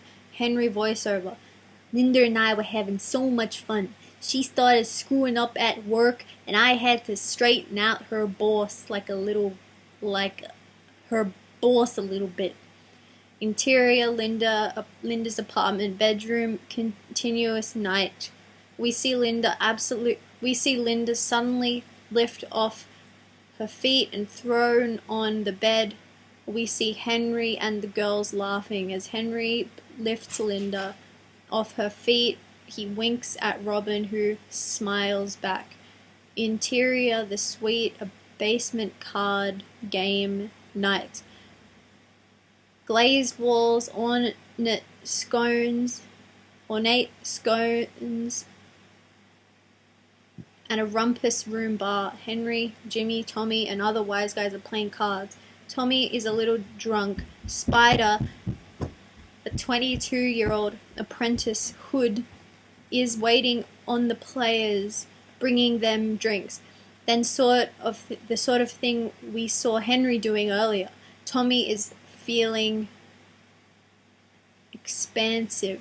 He throws his jacket open to reveal a gun tucked in his belt. Tommy impatiently. Spider, come on, get me a 7 and 7. We see Spider deliver a drink to Henry and slowly back toward the bar. Tommy. Spider, what did I say? Did I say I was dying over here? Come on, move it. Don't walk, dance. To his fellow players. Did you ever see in the cowboy movies where they make them dance? Did you see the Oklahoma Kid, the only cowboy movie Cagney ever made? Come on, dance, you vomit. We see Tommy taking out his guns. Spider. Tommy, don't fuck around. Tommy. Yahoo! Henry. Tommy, don't fuck around. Put the gun away. Tommy. Tommy. No, it's okay. Henry. Tommy, come on. Put the gun away. Tommy. No, it's okay. Just watch this. Watch it. The gun explodes and we see Spider shot in the foot. Exterior Henry's house evening.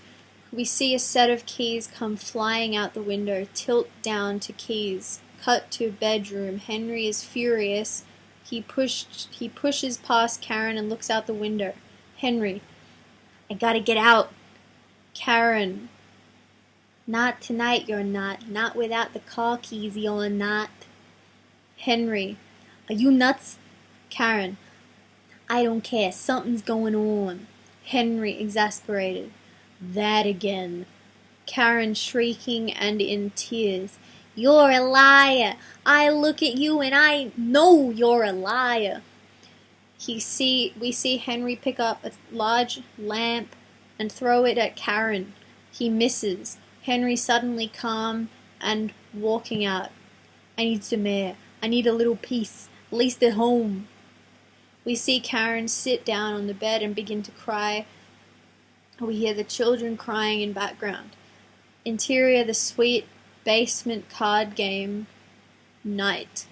Angle on Spider with bandaged foot and Henry walking in and tilt up to both of them.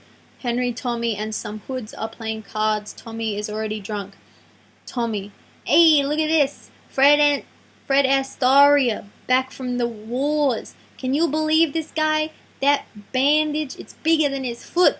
Spider ignores him. The card game is going on. Shirts are unbuttoned. The table filled with empty glasses. Spider limps over with drinks. Tommy. Spider, you're so full of shit. Even with that foot, I bet you can dance. Spider puts the drinks down and tries to ignore Tommy again. Tommy. Come on, Spider. Come on, let's see you dance. Spider.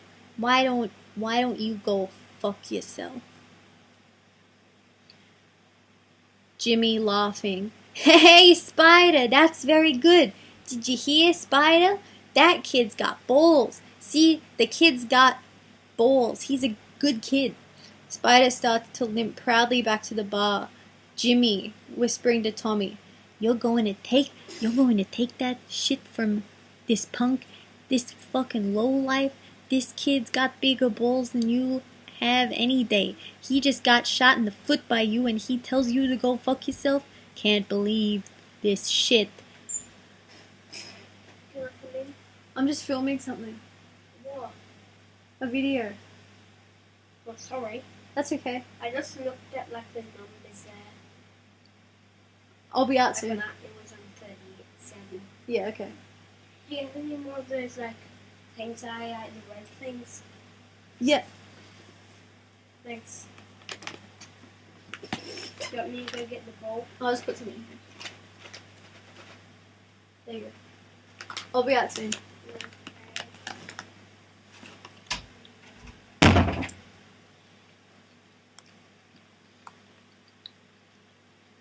Can you believe this shit?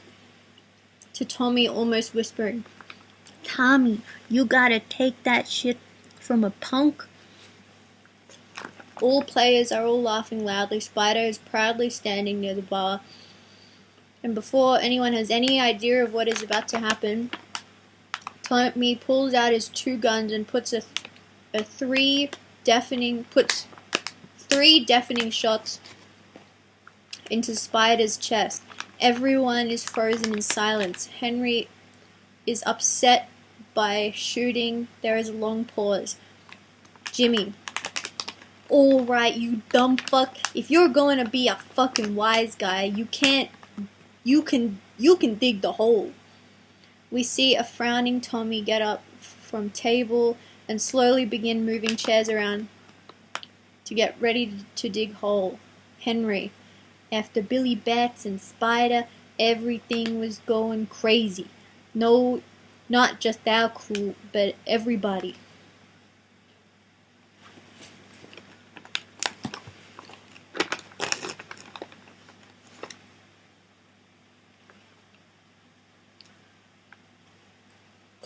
Cut to exterior Linda's apartment day. We see Linda in the apartment. Cut to Linda's door. We see Karen pressing the buzzer while holding 2 hysterical children. Karen screaming. Open up, I know you're in there. You'll stay away from my husband. Karen voiceover. She wouldn't open the door. I rang the bell, still she wouldn't open. I rang her bell for 2 hours and she kept on hiding. Cut to interior Henry's house, bedroom night. On Henry's sleeping face, the camera is looking at him, feel a presence on top of him. We hear a click. Henry's eyes open. Henry looks up. Cut to Henry's point of view. We see the gun aiming right through the lens.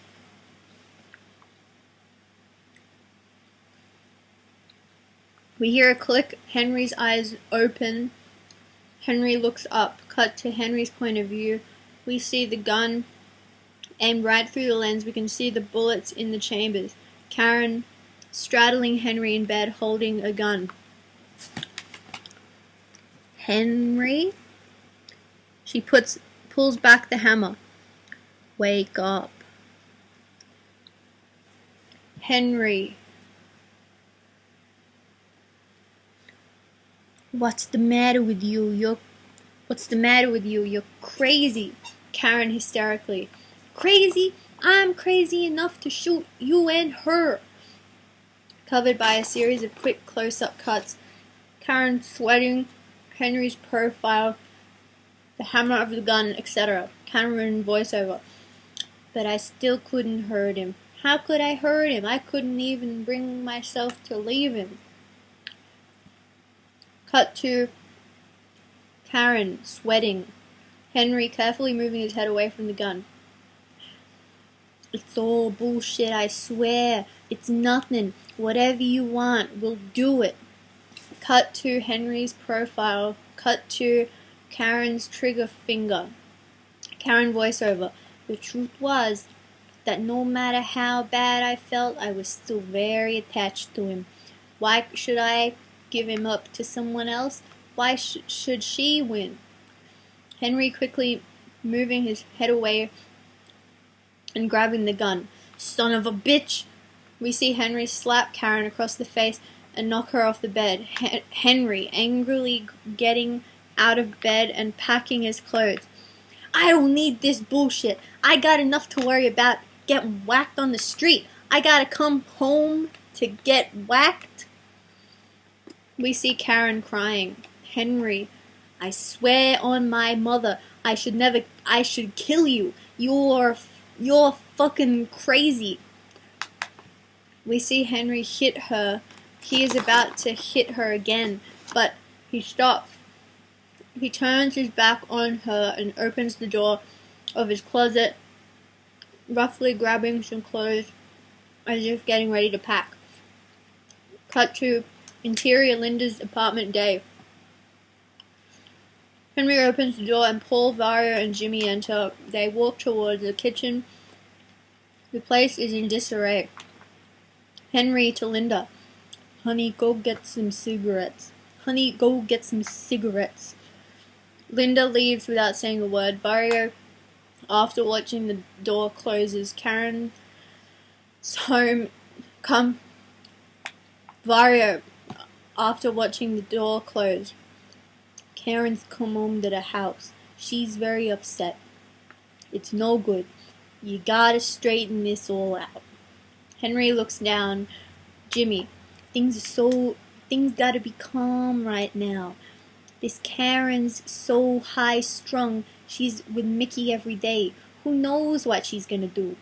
Vario, Jimmy and Tommy were supposed to pick up something in Tampa for me this weekend. Jimmy nods in agreement. Vario voiceover. You go with Jimmy instead. Get away for a few days. Relax. Cut to interior rear seat of car night. We see man's bleeding face being punched. Vario voiceover. Enjoy yourselves. Have a good time. Then when you get back, Monday, you go home to Karen. We pull back to see Jimmy and Henry beating a man who is squashed between them. Man pleading, I ain't got it, I swear.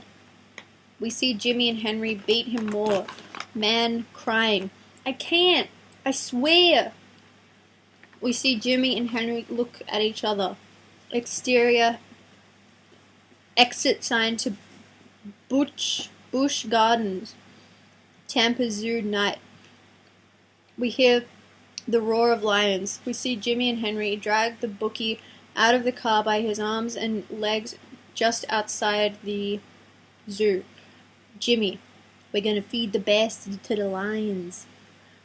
Henry, while dragging Bookie, what lions? I ain't going near any lions. Jimmy, we only have to shove him over the moat. We see the man finally begin to squirm and scream. Cut to exterior roadside phone booth night. Angle on bleeding man.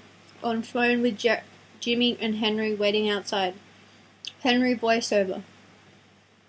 They must really feed each other to the lions down there because the guy gave the money up, and we got to spend the rest of the weekend at the track.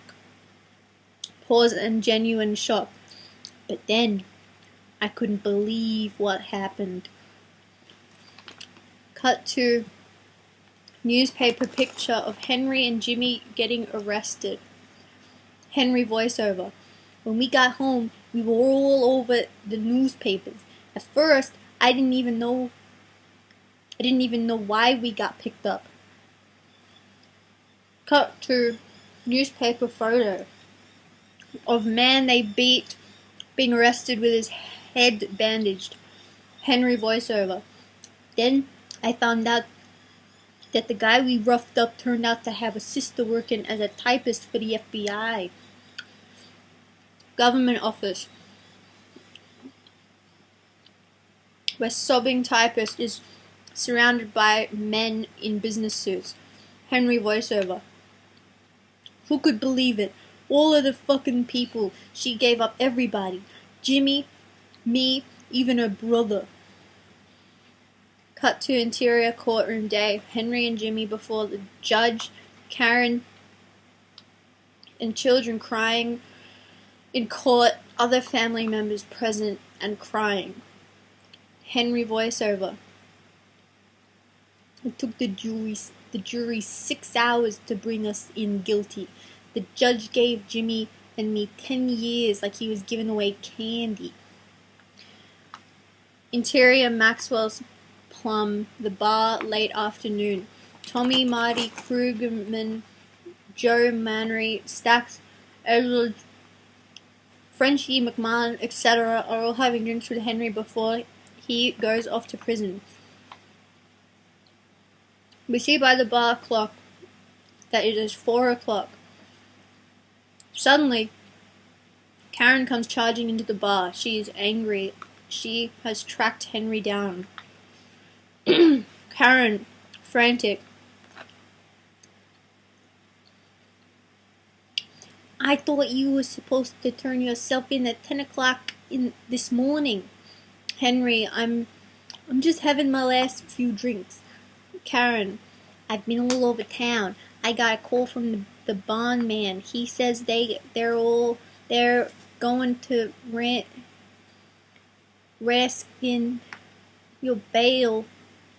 rescind your bail if you don't show up and sign in right now. They're going to take away the house.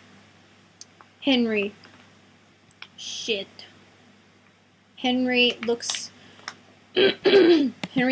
pale at his pals, orders his last screaming eagle for a while, and gently touches the tips of Karen's fingers. He swallows his drink, hugs and kisses a cheerful Karen, and walks out of the bar to a long white stretch limo waiting at the curb. Tommy, say hello to Jimmy.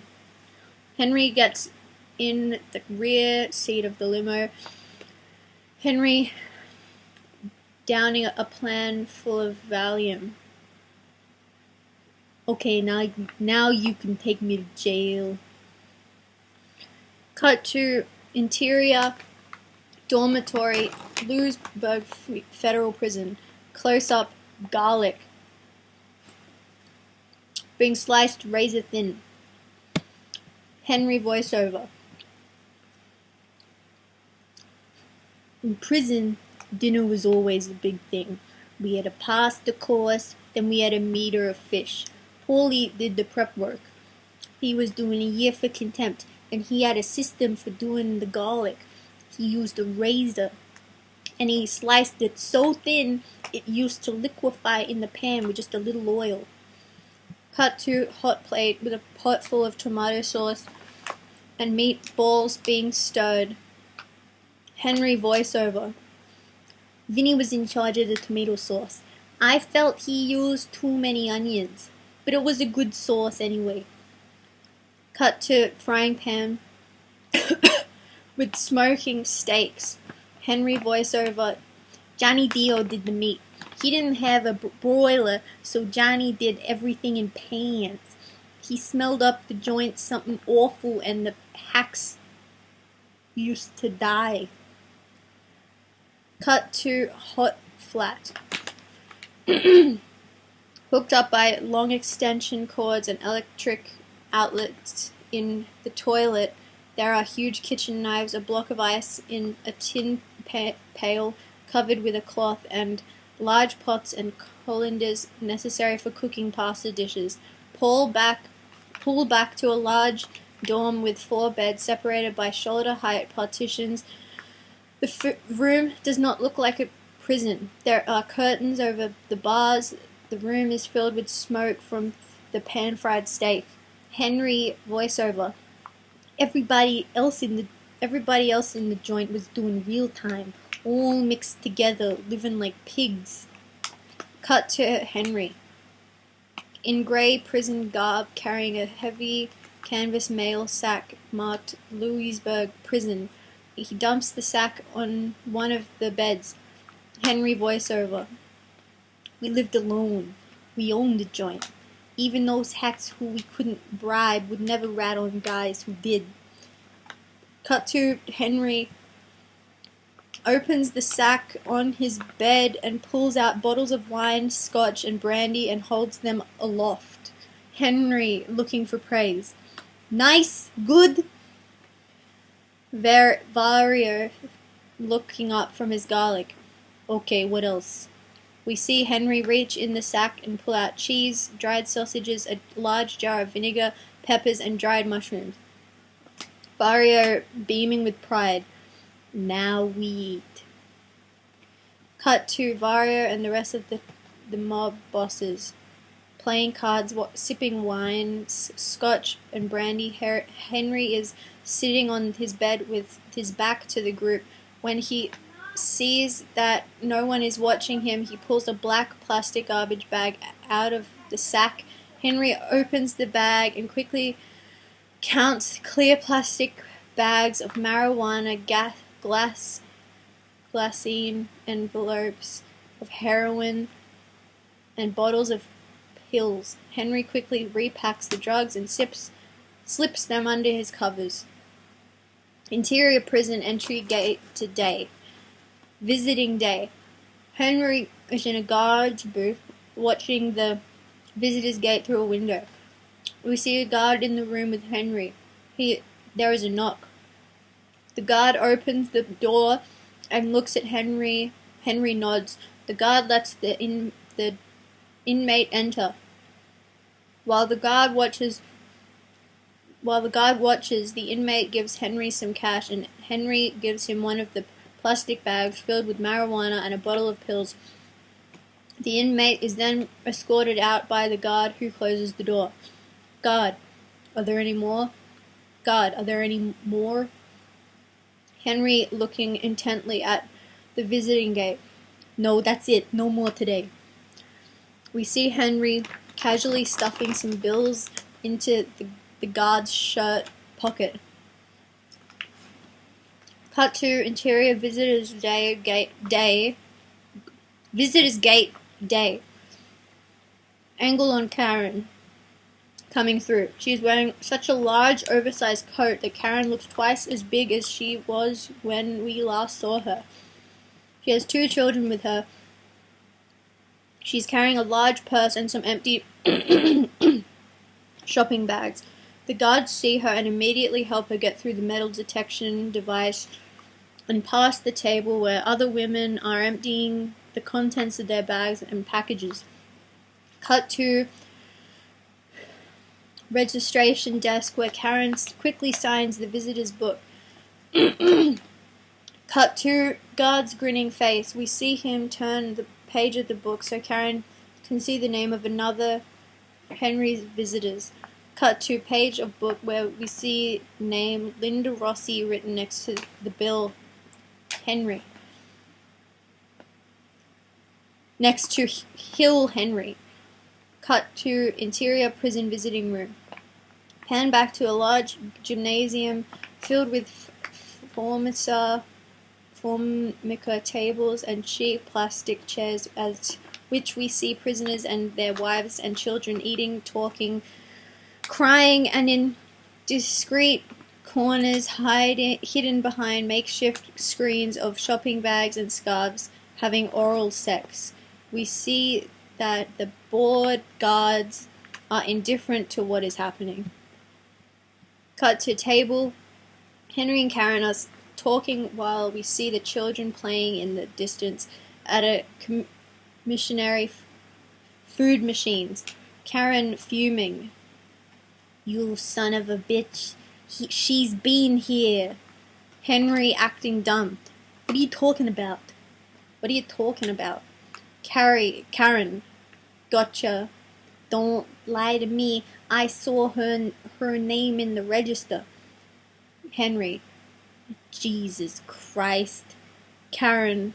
You want her to visit? Good. Let her stay up all night crying, writing letters to the parole board. Henry astounded. What am I doing? I'm in here. I'm in jail. I can't stop people from coming to see me. We see Karen open her coat, revealing large inside pockets where she has stowed some salamis, wine, cigarettes, cartons, etc. Karen. You want her? Good. Let her sneak this stuff in for you. We see Karen slam a salami on the table with such a thud that the other prisoners and wives turn around. Karen let her fight with these creep bastards every week to make life easier for you. We see Karen slam down cigarettes and wine with a thud, and this time we see our guard turn around and look at Karen and Henry and the contraband on the table. Pause. We see the guard turn his head away. Henry, desperate. Stop! Stop! Karen, let her carry this shit inside. We see Karen boldly wave a baggie filled with marijuana and some plastic medicine containers with pills. Henry grabs the narcotics out of Karen's hand and grabs her. We see Henry hug Karen to him, and we see her drop her arms and hug him. Karen, quietly sobbing. Nobody's helping me. Tommy got 4 years. Marty and Fran are broke. I asked your friend Remo for the money he owed you, and you know what he told me? Henry stroking her head and soothing her. It'll be okay. He told me to take the kids to the police station and make the cops put me on welfare. We see Henry take the drugs from Karen's hand and slip it into his shirt. Henry, we've got to help each other. Karen, even Paulie since he got out. I hardly see him. Henry, it's only you and me. That's what happens when you go away. We're on our own. Forget everybody. Forget Paulie. As long as he's on parole, he doesn't want anybody doing anything. Karen sobbing. I can't do it anymore. Henry. Yes, you can. I've got it. Yes, you can. I've got it set up. We'll be fine. All I need is for you to keep brushing the stuff off. All I need is for you to keep bringing the stuff. I've got a guy in here from Pittsburgh who will move it for me. Believe me, in a month we'll be fine. We won't need anybody. Karen, I'm afraid. I'm afraid if Paulie finds out. Henry, don't worry about Paulie. Is he helping you? Is he putting food on the table? We've got to help ourselves. We just have to be careful while we do it. Karen, looking in his face. I don't want to hear about her anymore. Henry, hugging her to him. Never.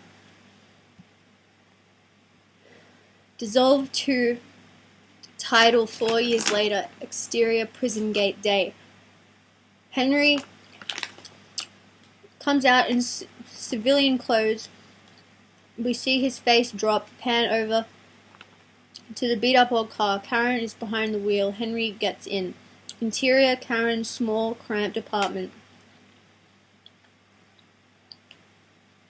The signs of wealth are long gone. Henry sees that Karen has been living 4 tough, lean years. Their daughters are watching as Henry looks around the house. Henry, smiling faintly. Get packed. Get packed. We're getting out of here. Karen. With what?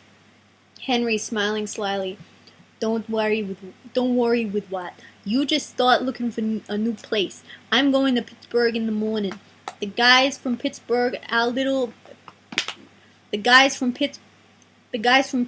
they owe me 15 grand from our little partnership, and it's only the beginning. Karen, but you've got to see our parole officer in the afternoon, and whispering, I promise we'd take Judy to FAO Schwartz. Henry, don't worry about it. You listening to me? Now come on. We gotta go see Paulie.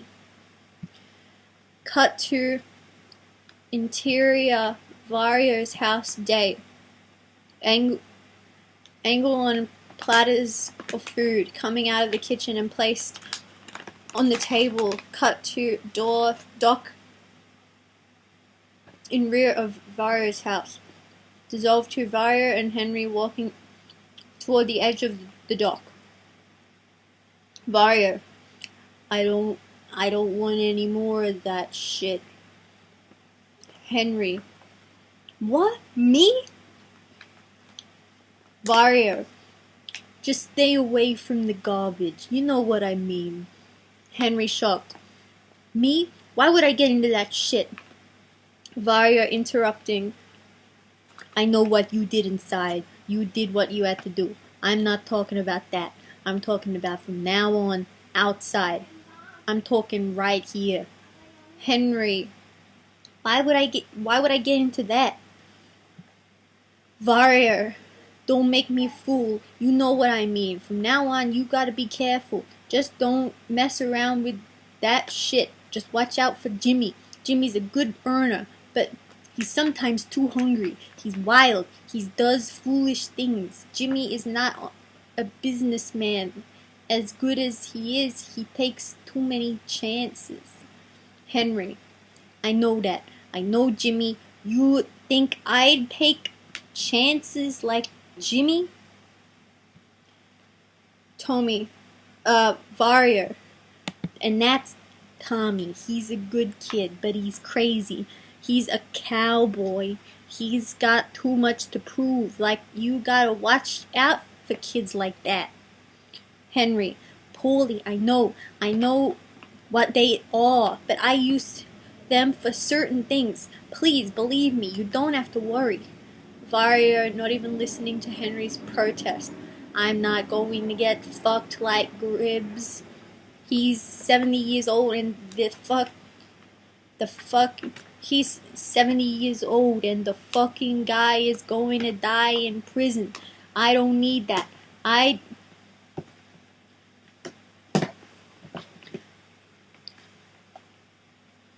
don't care who it is. I'm warning everybody. Gribbs got 20 years just because he said hello to some fuck who was sneaking around selling junk behind his back. That's not going to happen to me. You understand? Henry. Paulie, why would I? I swear. Vario, you're only home early because we got you a job, right? And I don't need any heat. You understand? Henry. Vario, and if you hear about anybody else fucking around with that shit, you tell me. Henry nods. Vario, gently slapping Henry on the cheek. Anybody, you understand? Henry, I understand. Interior Robin's basement apartment, day. Angle on Robin's hands. Cut to mixing coke in metal bowl. We see Henry standing behind her. Robin.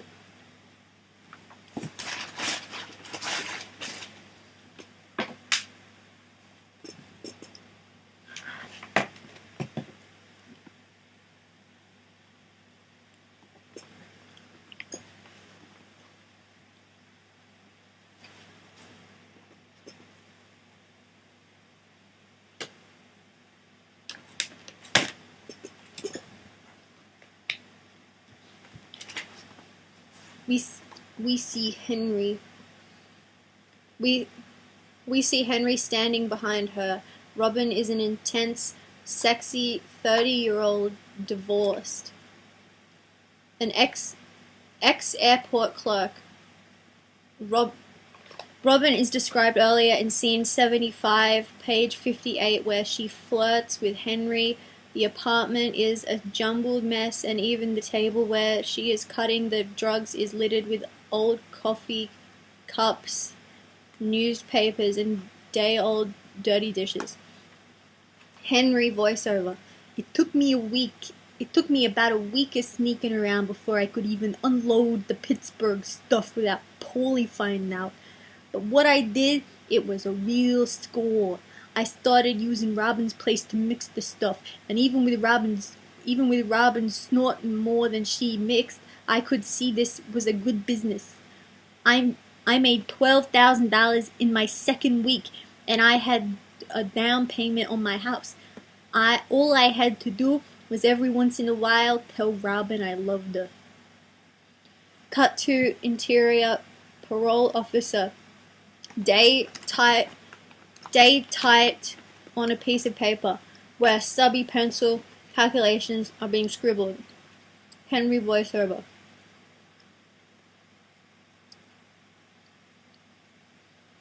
It was perfect. As long as I kept getting this stuff from Pittsburgh, I knew Paulie would never find out. But within a couple of weeks, it got to be so big, I needed help. I got Jimmy and Tommy to come in with me. Henry, 15, Henry off screen. 15, 16, 15, 16, 18, 21, 5. Cut to Henry, opening a shoebox he has hidden in a plastic grocery bag. Jimmy and Tommy lean close to Henry in order to see inside. Henry smiling. Did I tell you? Cut to open shoebox filled with $20 bills. Jimmy off screen. Nice. Tommy. Who's buying? We see Henry's thumb run through the tightly stacked 20s like piano keys. Cut to parole officer in tired business suit coming out of door over which we see the sign reading United States Department of Justice Parole Division. and we see that Henry, Jimmy, and Tommy are in the large, brightly lit parole office counting their drug profits. Parole officer, overworked and looking around the crowd waiting room. Burke? We see Jimmy and parole officer walk into the office. Parole officer, still working? Door closes, cut back to a whole floor filled with ex-con paroles.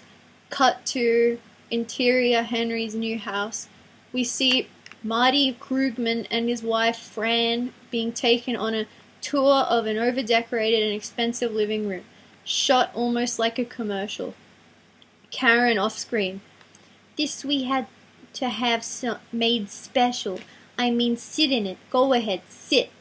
Fran plops onto sofa. Karen off-screen. The others you couldn't even sit in. And from here, watch the wall.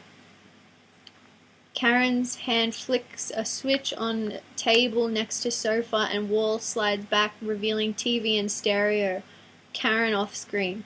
See? It opens. We had the electrician fix it up special. Cut to large marble top table. Karen. This we imported. It came in 2 places. On third object, pan to Karen as Karen and Fran Krugman disappear behind swinging kitchen doors. Marty and Henry drop onto the sofa.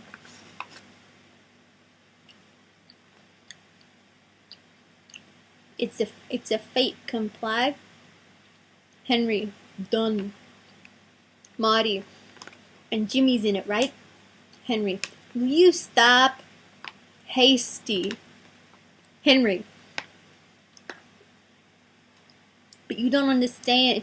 It's worth millions. It's once in a lifetime. We'll be rich. No more nut every week. I've been cultivating this thing for 2 years.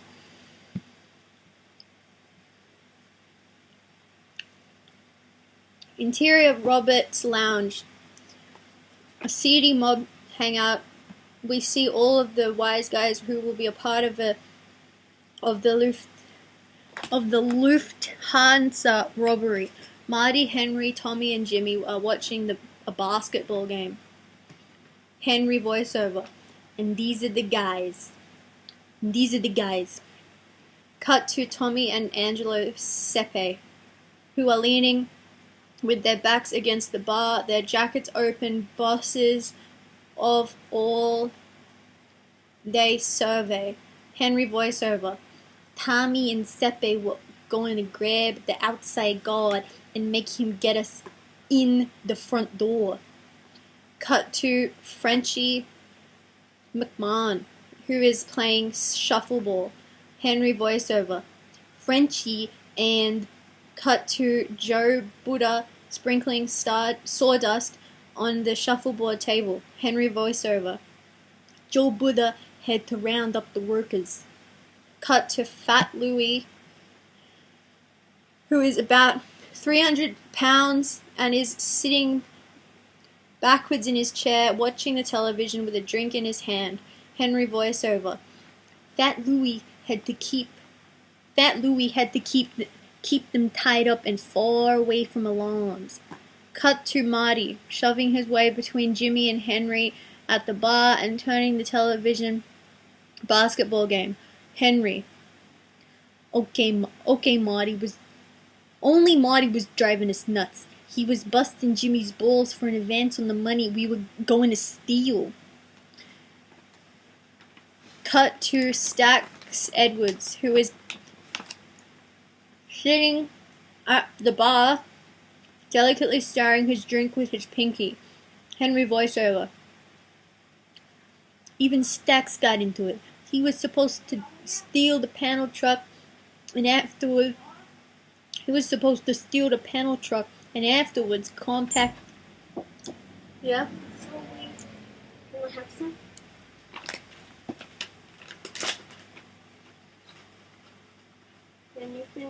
awake for 2 hours. Yeah. Straight.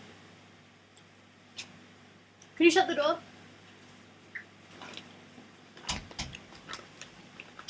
Even Stax got in on it.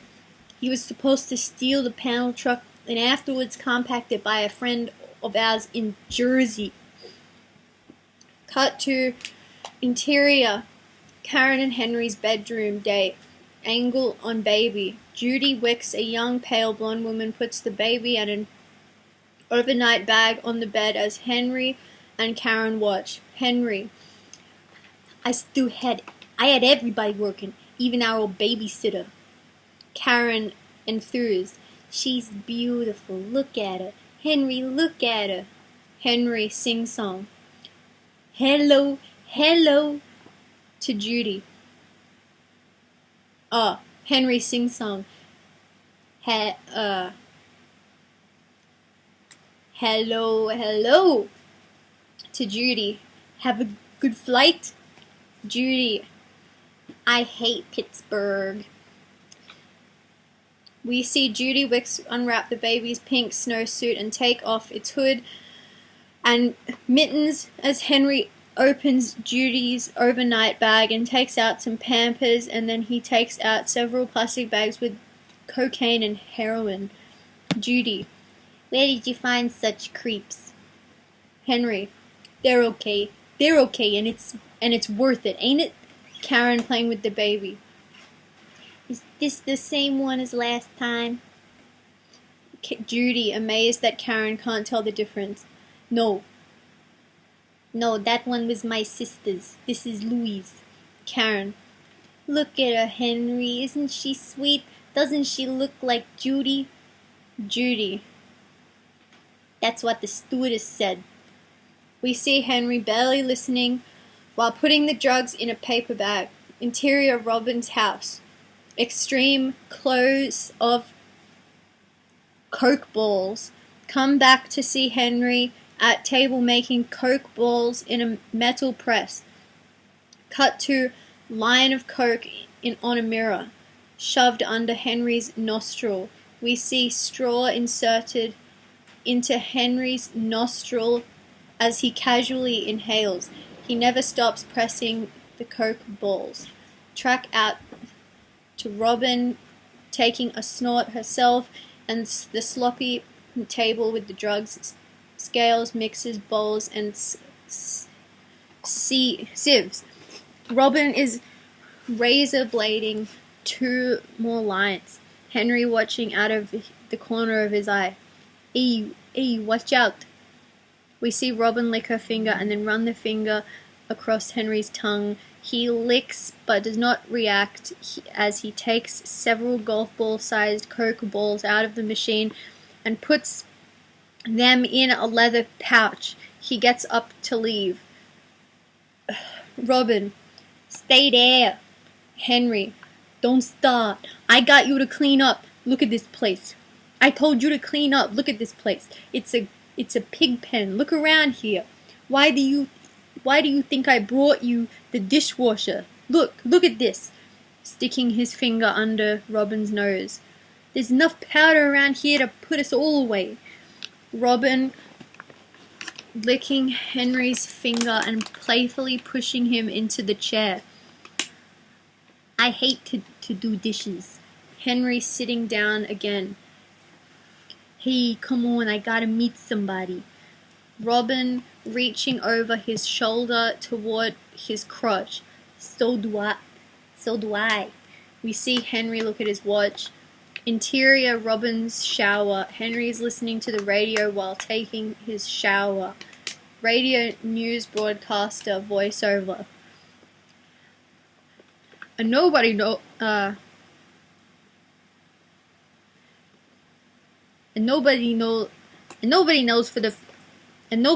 sure just how much was taken in the Darling pre-dawn. And nobody knows for sure just how much was taken in the daring pre-dawn raid at the Lufthansa cargo terminal at Kennedy Airport. The FBI says $2 million. Port or Authority police say $4 million. The city cops say 5. How much maximum? That they won't. How much maximum? They won't. That they won't say. So far, Lufthansa has not said anything, but they've promised to break their silence soon with the press conference, and Wins will be there to cover it live from the scene of the heist at JFK when they do. It looks like a big one, maybe the biggest this town has ever seen. Stay tuned. Henry slams the soap onto the shower floor and pounds the wall with joy. Robin, off screen. Are you okay? What happened? Henry. Nothing. I dropped the soap. That's it. That's all. Exterior Robert's lounge night. Private Christmas party as they arrive. Private Christmas party. As they arrive, Henry and Karen are hugged by Jimmy in the doorway. It is Lufthansa victory party, but no one mentions the robbery. Jimmy grabbing Henry around the neck and kissing his head. Come here. To Karen. Look at this genius. Jimmy keeps his arms around Henry and Karen as Fat Louis Kafora shows up with his new wife Dolores, who is also over 200 pounds. They are beaming with pride. Fat Louis to Jimmy and Henry. Come outside. I gotta show you. Just for a minute. We see a new pink Caddy convertible. The sticker is still in the window. Fat Louis off screen. Isn't she beautiful? I got it for Dolores. Jimmy whispering angrily at Fat Louis. You fucking nuts? Didn't I say not to buy anything for a while? You bought a fucking car? Fat Louis trying to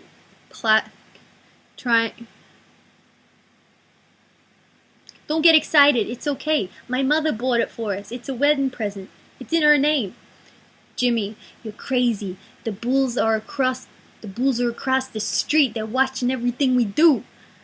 Cut to Robert's lounge. Cops in front. Cut back to Jimmy as he watches Fat Louis walk into the bar. Jimmy angrily whispering to Henry. The fat fuck ought to wear a sign. Sepe to Henry. What's the matter with him? Before Henry can answer, we see Jimmy start to grab the coat off Mrs. Sepe's back. Sepe. Hey, what the fuck are you doing? Mrs. Sepe, hysteria-ridden. Angelo, he's taking my coat. Angelo. Meanwhile, we see Jimmy grabbing the coat off Mrs. Sepe's back and begin to roll it up and shove it under Sepe's arm. Jimmy furiously to Sepe. Didn't I tell you not to get anything big? Didn't I tell you not to attract any attention? In 2 days, one fuck buys a caddy and the other buys a $10,000 mink. To Henry. Can you believe this shit? To Sepe with some menace. Now get the fuck home and get rid of the coat. Bring it back to where you got it. I don't care what you do, just get rid of it. Mrs. Sepe, hysterical and angry. I'm not giving it back, Angelo. Do you hear me? We hear Sepe angrily grab his wife's arm and leave. Sepe. Did I tell you to shut up? Shut up! Jimmy to Henry as they walk toward the bar. Fucking guys, can you believe them? I told them all, don't attract attention, act normal. At the bar, we see Stax Edwards and his We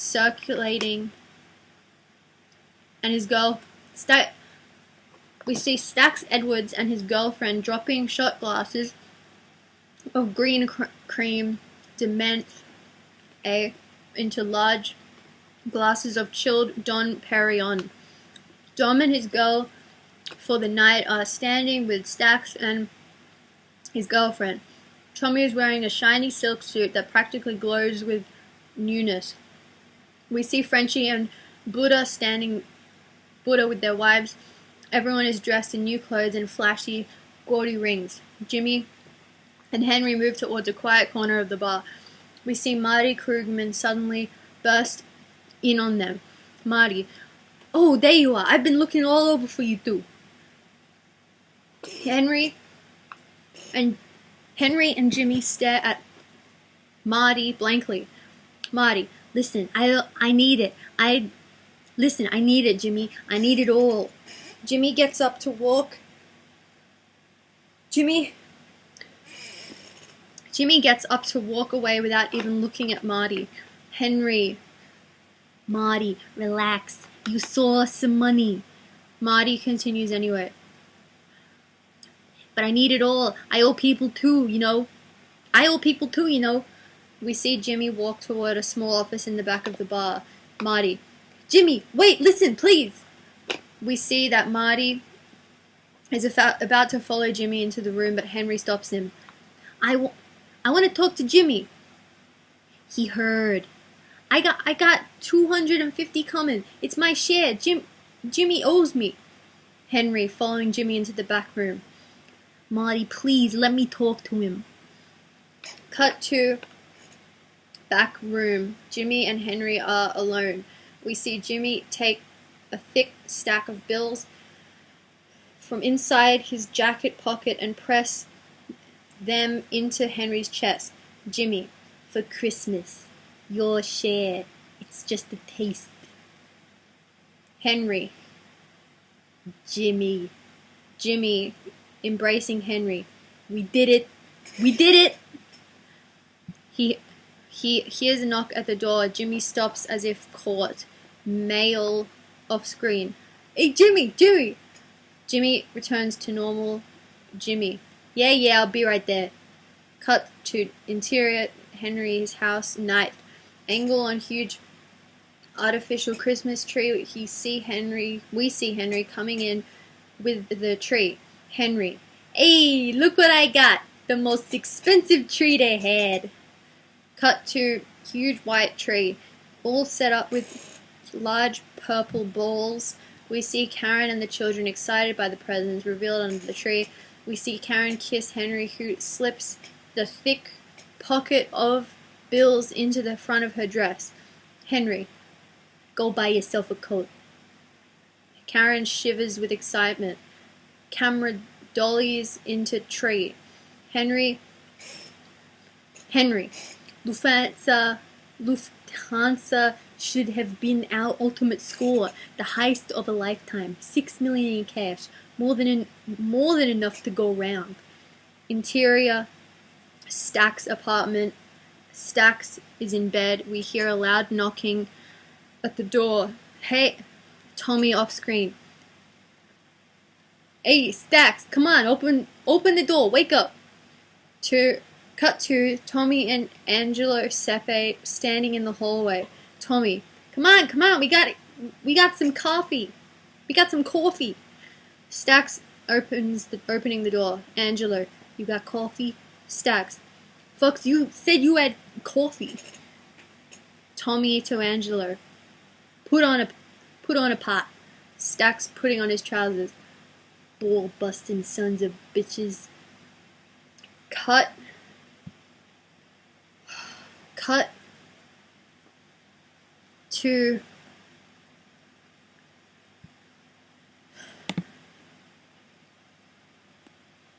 to Tommy pulling out a .38 caliber gun with a silencer from his belt. Henry voiceover. Stax was always creepy. Instead of getting rid of the truck like he was supposed to, he got stoned, went to his girlfriend's, and by the time he woke up, the cops had found the truck. It was all over the television. They even had they came up with the prints off the wheel. It was just a matter of time before they got to Stax. Bang, bang, bang. Cut to Tommy firing 3 silent shots into the back of Stack's head. Interior Robert's Lounge Day. Henry walks into the bar and we see Jimmy, Tommy, Sepe, and Marty. They are all celebrating. Jimmy. to the bartender. Give him a drink. Henry, agitated, to Jimmy. I gotta talk to you. Jimmy has as happy as he's ever been. Have a drink first. We see Henry swallow the drink in only one gulp. Henry, I still gotta talk to you. We see Jimmy grab Henry around the neck and head toward the rear men's room. Jimmy laughing. Oh yeah, anything you say. Cut to men's room. Henry.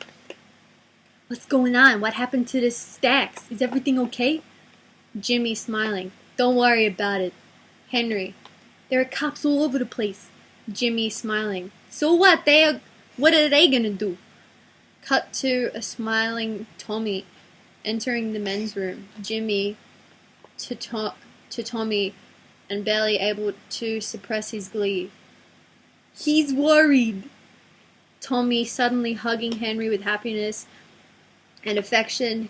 Come on, don't worry so fucking much. Things are beautiful. To Jimmy. Didn't you tell him?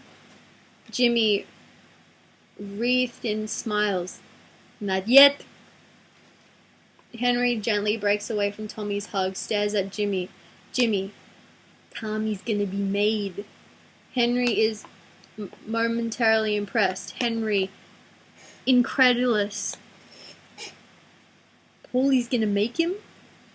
Jimmy proudly grabbing Tommy's beaming face in his hands and kissing him. Who else? Paulie got the okay. This little genius fuck, someday he's gonna be a boss. Can you believe someday we'll work for him? Henry hugs Tommy and they leave the men's room. Cut to narrow hallway outside men's room on way back to bar. Cut to Marty standing in narrow hallway blocking Henry, Jimmy and Tommy. Marty smiling. Jimmy, can I talk to you now? We see Jimmy and Tommy angrily push right past Marty. Marty annoyed and pleading with Henry as Jimmy and Tommy hurry past. Hey, come on already! If it wasn't for me, none of you would have had anything. We see Henry grab Marty and shove him in the men's room and close the door. Henry, angry.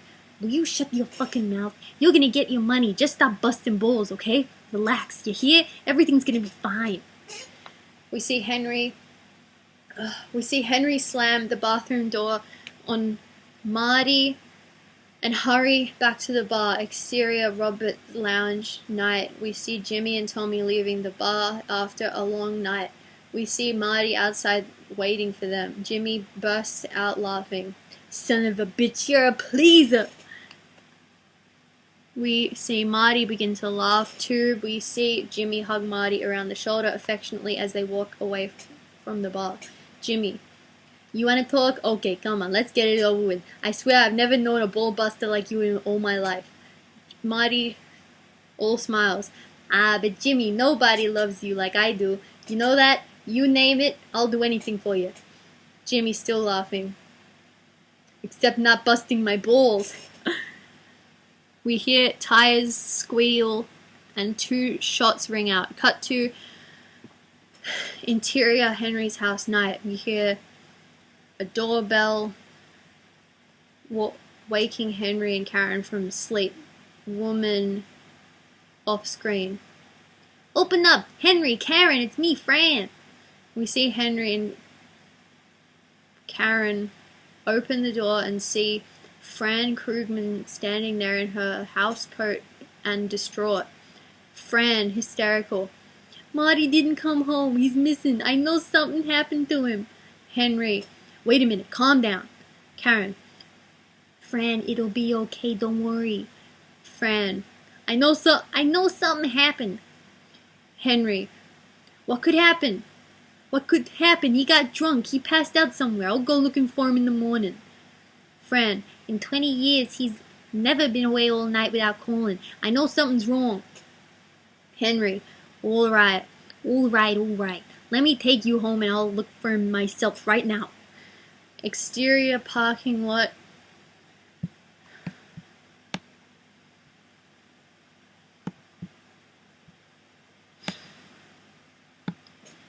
Exterior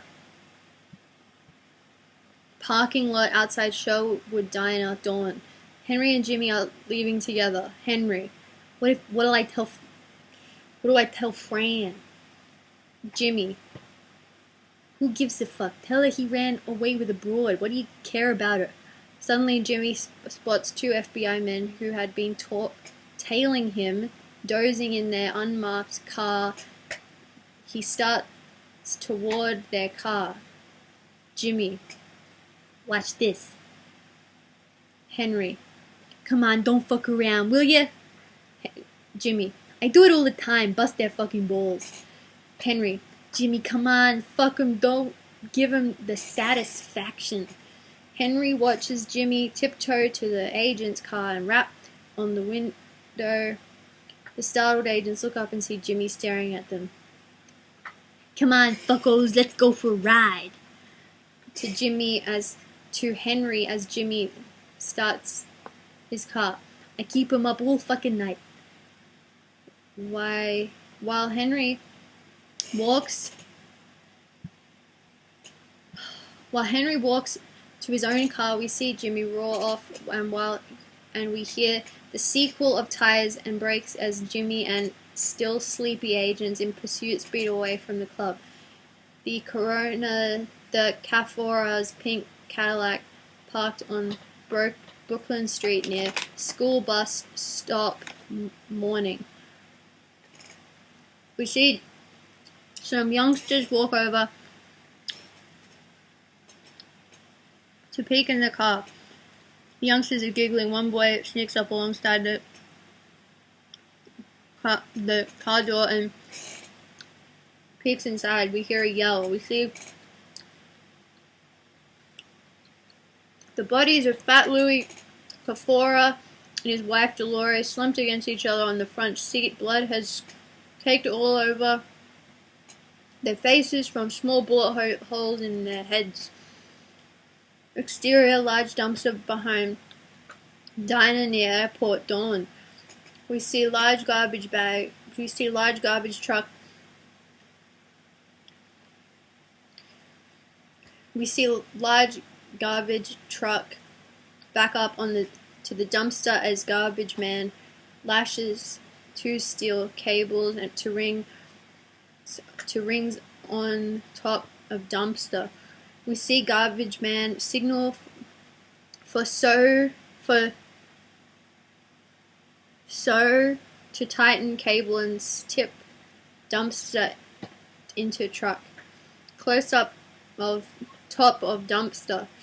As it is tipped over, we see an arm fall over the side. As the dumpster tips more, we see another arm and the dead faces of Frenchie McMahon and Joe Buddha as garbage man screams to help her to stop. Exterior Hosts Point Market truck parking lot morning. We see the open door of a large refrigeration truck. We see bright lights and flash bulbs go off. Camera steadily moves in on frozen body hanging from a rack inside the truck. Henry voiceover. Jimmy was cutting every link between himself and the robbery, but it had nothing to do with me. I gave Jimmy the tip and he gave me some Christmas money. From then on, I kept my mouth shut. I knew Jimmy I knew Jimmy. He had the cash. It was his. I know he kicked some money upstairs to Paulie, but that was it. It made me sick to have to turn money over to the guys who stole it. He'd rather whack him. Anyway, what did I care? I wasn't asking for anything. And besides, Jimmy was making nice money with me through my Pittsburgh connections. But still, for months after the robbery, they were finding bodies all over. Camera moves onto Close up, Angelo Seppe's frozen face. Henry voiceover. When they found Seppe in the meat truck, he was frozen so stiff it took them 2 days to thaw him out for the autopsy. Interior show would dine a day. A bright sunny afternoon, Henry and Jimmy seated in a window booth. We see Jimmy eating eggs on pancakes with sausages and toasted English muffins. Henry voiceover. Still, I never knew Jimmy so happy. I never saw Jimmy so happy. He was like a kid. We had money coming through my Pittsburgh people, and after a while, even the Lufthansa thing began to calm down. But the thing that made Jimmy so happy that morning was that this was the day Tommy was being made. Exterior, Tommy Desimone's mother's house, morning. We see Tommy is all dressed. He kisses his mother. Tommy walks down the stairs toward two wise guys and into a waiting car. Henry voiceover. Jimmy was so excited. You'd think he was being made. He must have made 4 calls to Tommy's house. They had the signal all set up so he'd know the minute the ceremony was over. Interior Sherwood diner day. Jimmy had finished his breakfast and spots Henry's untouched melon. Jimmy looking at watch. You want the melon? Henry. Nah. Jimmy reaches for the melon and looks at his watch. I better call again. Henry voiceover. Jimmy and I could never be made because because we had Irish blood. It didn't even matter that my mother was Sicilian. To become a member of the crew, you gotta be 100% Italian so that they can trace all your relatives back to the old country. Interior, one family brick building with garage under the first floor. We see the car pull up into the basement garage and door closed. Interior, Sherwood diner. Henry's point of view. From Henry's point of view in the window, we see Jimmy across the parking lot to an outdoor phone booth on the side of the road. Trains were roaring past. Henry voiceover. It's the highest honor they can give you. It means you belong to a family and a crew. It means that nobody can fuck around with you. It also means you can't fuck around with anybody as long as they aren't also a member. It's like a license to steal. Interior basement room of the garage as Tommy proudly walks into the room, followed by the 2 wise guys. Henry voiceover. As far as Jimmy was concerned, with Tommy being made, it was like we were all being made. We would now have one of our own guys as a member. Tommy proudly walks into the room. We see a hood suddenly appear beside him, put a gun to his head and fire. We see Tommy inertly drop to the ground in a heap. Henry voiceover. Except they didn't make Tommy that day. Cut to Jimmy in phone booth. Suddenly, Jimmy slams the phone with so much strength that the booth shudders. Henry voiceover. They killed him. It was revenge for Billy Bats. When Jimmy turns around, we see that he is crying. We see Henry hurrying toward Jimmy to console him. Henry voiceover. And there was nothing we could do. Bats was a made man and Tommy wasn't. We had to sit still and take it. It was among the Italians. It was real greaseball shit. They even shot Tommy in the face so his mother couldn't give him an open coffin at his funeral. Close up on date Sunday, January 11th, 1979. Title up 6:55 a.m. Exterior Henry's driveway day. We see Henry putting a paper bag filled with guns into the trunk of his car. We hear the loud noise of a helicopter. We see Henry look up. We see a red helicopter. Henry slams the trunk closed. We hear the helicopter. Henry voiceover. I was going to be busy all day. I had to drop off some 38s and at Jimmy's to match some silences he had gotten. I had to pick up my brother at the hospital and drive him to the back to the house for dinner, and then I had to pick up some new Pittsburgh stuff for Judy to fly down to some customers I had near Atlanta. Interior Henry's car. Close up Henry's face as he drives he sees the helicopter. Exterior Jimmy's doorway, Henry full face, car in background.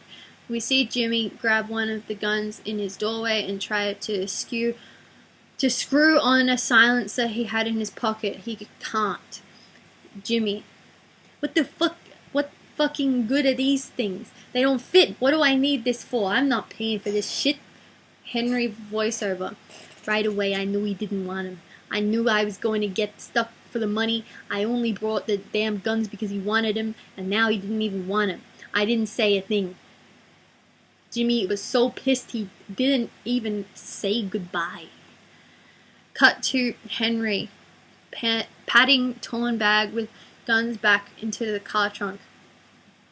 Tie tool up. 8:05 a.m. Exterior Henry's car day. We see Henry speeding toward the top of a rise in highway approaching Queens Midtown Tunnel. Interior Henry's car day. Henry voiceover. I knew my Pittsburgh guys always wanted guns, and since I was going to see them later in the afternoon to pick up the delivery, I was pretty sure I'd get my money back. Henry looks up and sees the red helicopter. When he looks back at the road, he is suddenly confronted with a huge traffic jam spread out before him. We see him jam his foot on the brakes. Title up. 8:45 a.m. Interior hospital room day.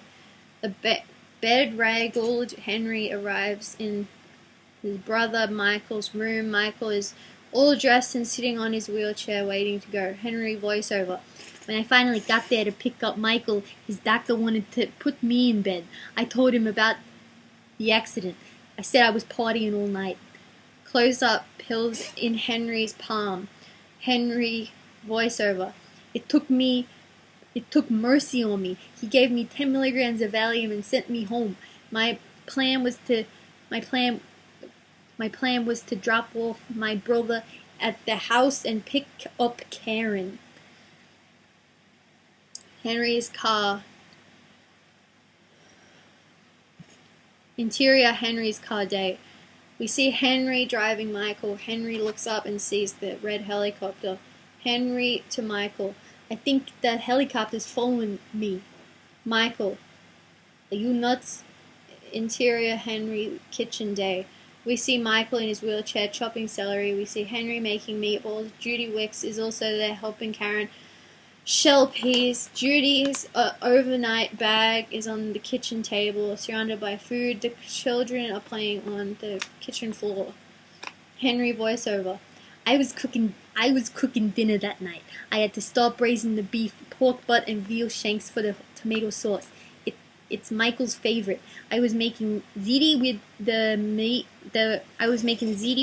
meat gravy, and I'm planning to roast some peppers over the flames. And I was putting on some string beans with the olive oil and garlic. And I had some beautiful cutlets just cut just right that I was going to fry up before the dinner, and just as an appetizer.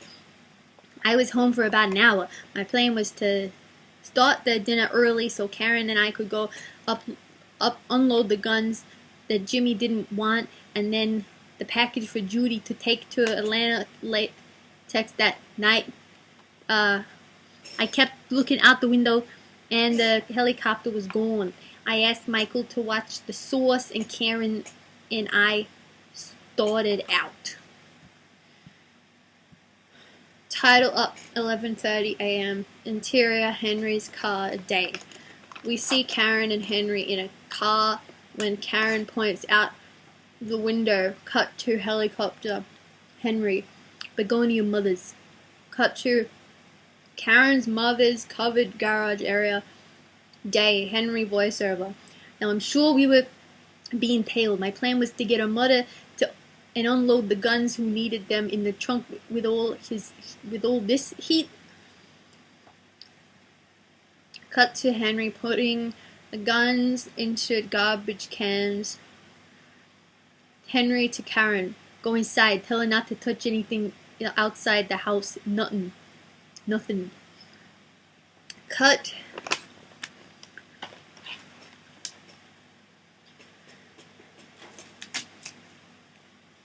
Cut to Karen. Cut to Karen and Henry looking up at the helicopter. Henry, let's go shopping. Exterior Long Island shopping mall. Day.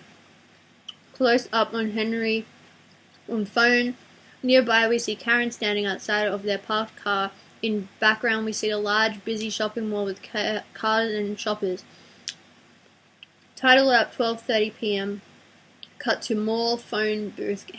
Henry, I'm not nuts. It's been following me all fucking morning. I mean it.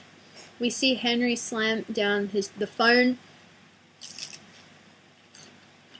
Jolly interface. Henry to Karen. They think I'm paranoid, the dumb fucks. I should bring them the helicopter, then we'll see how paranoid I am. Title up 11:30 p.m. Cut to mall entry. Henry and Karen packed out the mall door surrounded by people with shopping carts and looked into the sky for the helicopter. It is gone. He listens. No noise. Henry. Okay, quick, let's get back to your mother's. Exterior Karen's mother's garage area. Day. Angle on Henry. Getting guns out of garbage. Title up 3:30 p.m. Interior motel apartment. Day. We see Pittsburgh dealer laughing as Henry gives him the package of guns. A young man is also standing in the room. Dealer. Didn't I tell you you were paranoid? See, Karen, didn't I tell him he was paranoid? Karen, barely looking up and wandering toward the kitchen. I need some coffee. Dealer puts his arm around Henry and motions him toward the bedroom where they snort some coke and laugh. After snorting the coke, you see the dealer and Henry a plastic package of heroin he has taken out of a paper bag on the dresser. Henry casually puts it in his jacket pocket. Henry voiceover. My plan was I had to get home and get the package ready for Judy to take on her trip. Also, I had to get to Robin's house to give the package a whack with some quinine. Plus, I knew Robin was gonna get on my ass. Then I had the cooking to finish at home, and I tried to get Judy ready for the trip. Phone rings in bedroom. Dealer picks it up, listens a moment, and offers it to Henry. Dealer, whispering to Karen, cannot hear it in the next room. It's Robin. Henry, annoyed. Yeah? Henry covers the mouthpiece. Henry to dealer. Pain in the ass. Into phone. I'll see you in about an hour. Pause. I can't. I got my brother home tonight. Pause.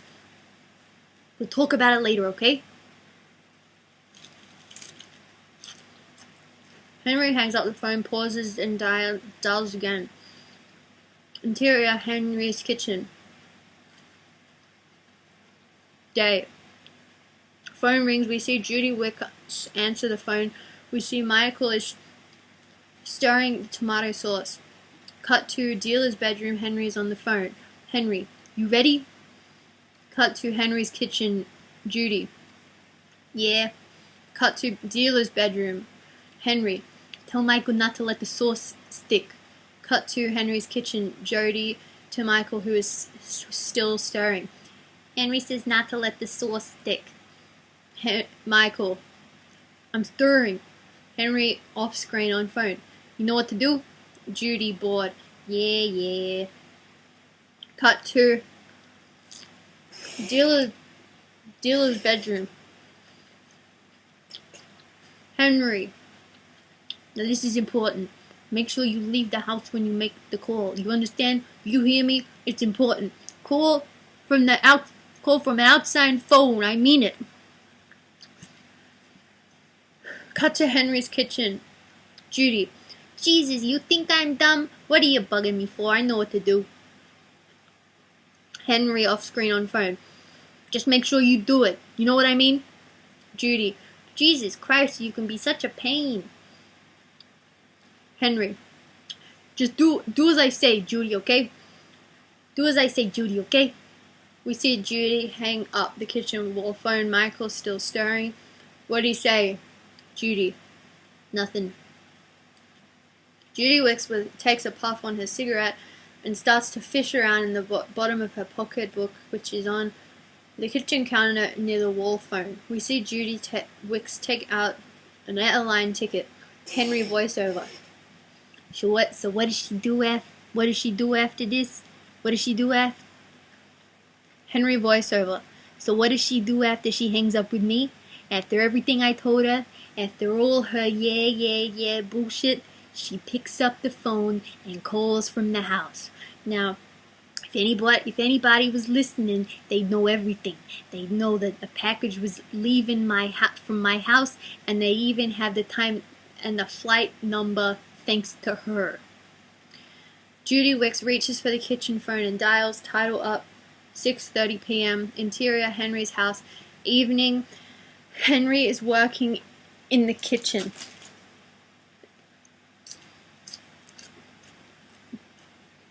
As soon as I got home, I started cooking. I had a few hours until Judy's flight.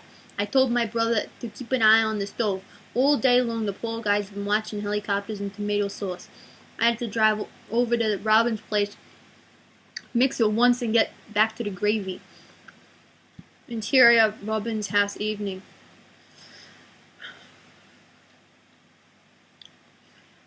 See Henry watching Robin.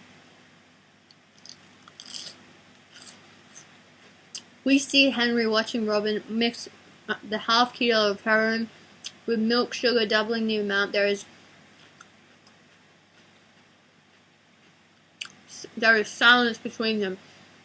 Henry looks at his watch. Robin pauses for a moment and sniffs a line of coke. She has cup on a mirror near the table. Henry snorts some coke too. The table and the room is a mess. Mixing bowls, scales, and sieves are strewn around the room. Robin getting angrier while mixing. I don't need this. You said tonight, and now it's not tonight. Henry watching the dope being mixed while stroking Robin's neck and shoulders. That's okay. I'll make it up. I promise. Just hurry up a little, okay? Robin finishing the package with tape and almost purring. Okay? We see Henry grab the 2 half-kilo packages off the table and start for the door. Robin is startled. Robin shrieking, "You bastard! Where are you going?" We see Henry get out the door just before Robin throws the scale at it. Title up. 8:30 p.m. Interior Henry's dining room night. After dinner, everyone is feeling very expansive. Judy and Henry.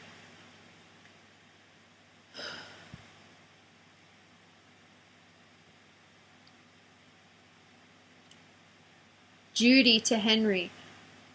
I gotta go home. Henry. Judy to Henry. I gotta go home. Henry. What for? I gotta pound of stuff in my jacket I've been carrying around all day. We gotta start taping it to your leg. Judy, I gotta go home and get my hat. Henry, forget your fucking hat. What, are you kidding me? Just what I need now is a trip to Rockaway just because you want your hat. Judy, I need it. I gotta have it. It's my lucky hat. I never fly without it.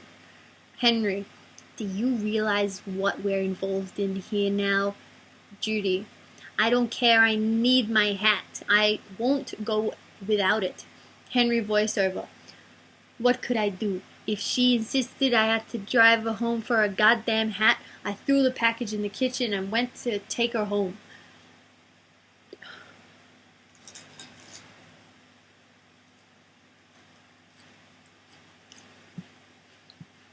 Cut to Henry nodding to Karen that the heroin is in the kitchen.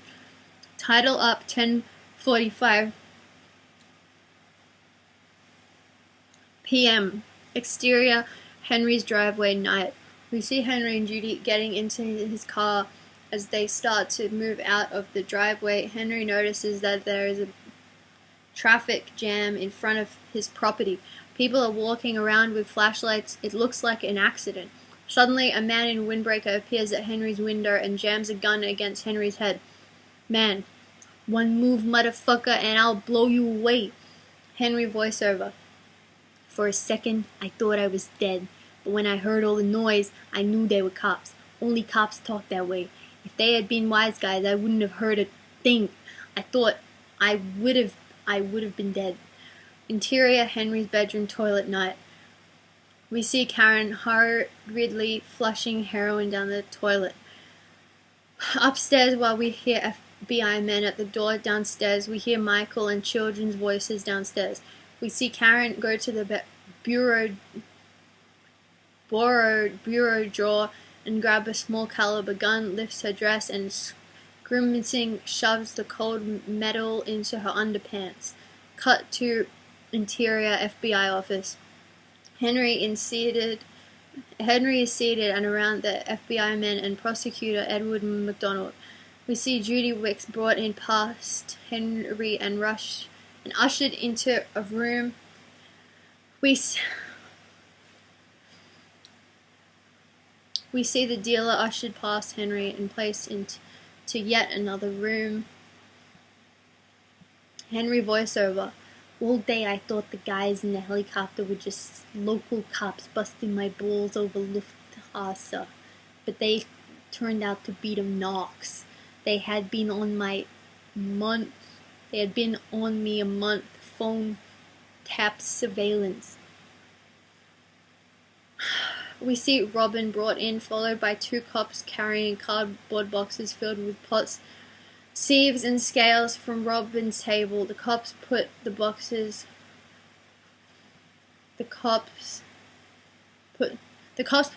on a table where Henry can see them.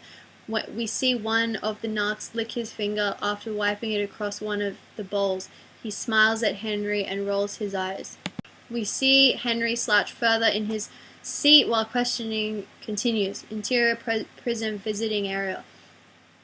We see Karen and Henry seated at a table in a visiting area. Henry is nervously looking around at the guards and whispering to Karen. Cut to in sync, Karen anxious. Jimmy's calling me every day. It's urgent. Henry a little annoyed at Karen. What did he say exactly? Interior Henry's house day. Karen voiceover. Her turn to be annoyed. At least Jimmy and Mickey want to help. I talk to Mickey every day. That's more than I can say for the rest. Henry voiceover. Paul will calm down. You see. Interior Jimmy's house a day. We see Mickey on the phone. Karen voiceover. I told Jimmy the cops took over our cars and froze our bank accounts, and he offered to give me some money. But wants to know what's happening. You gotta meet him. But he wants to know what's happening. You gotta meet him. Henry voiceover. Fuck Jimmy and the money.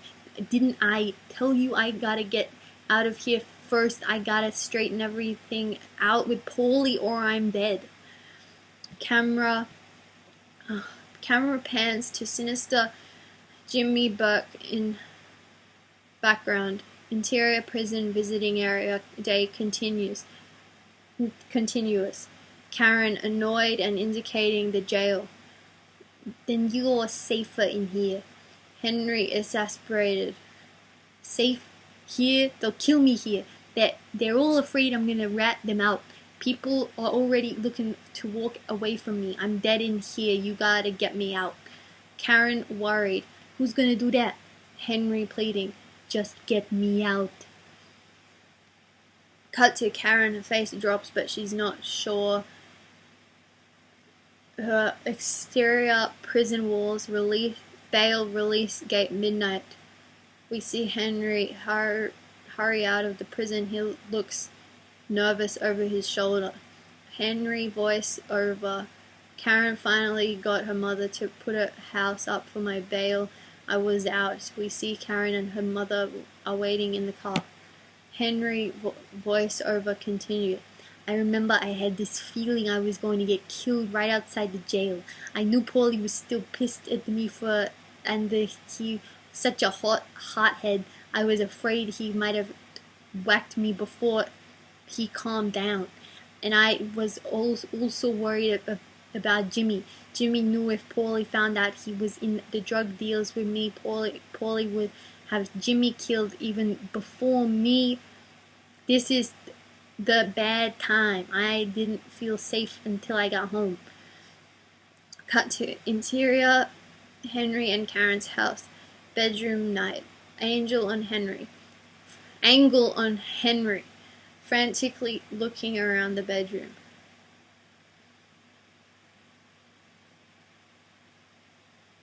Henry voiceover. So now my plan was to stay alive long enough to sell off the dope that the cops never found and disappear for a while until I got things straightened out. Henry to Karen. Where's the stuff? Karen. What are you talking about? Henry. You know, the stuff I left. Karen, beginning to cry. I flushed it down the toilet. Henry, anguish and anger mixed. You what? You what? Karen, crying anguish. What did you want me to do with it? They were all over the house. Henry, are you fucking nuts? That was $50,000. I was depending on that money. Karen, crying. They had a warrant. They went through everything. They would have found it, I swear. Henry. Shit, you know they would have never found it. Why did you do it? Why did you do it? Oh my God, why did you have to do it? Karen, a primal scream. Oh no! Henry, screaming. Why? We see Henry and Karen holding onto each other as they cry and scream, with the screams echoing out on the soundtrack. Dissolved to their faces asleep, camera dolly out to reveal a gun in Henry's hand as they sleep.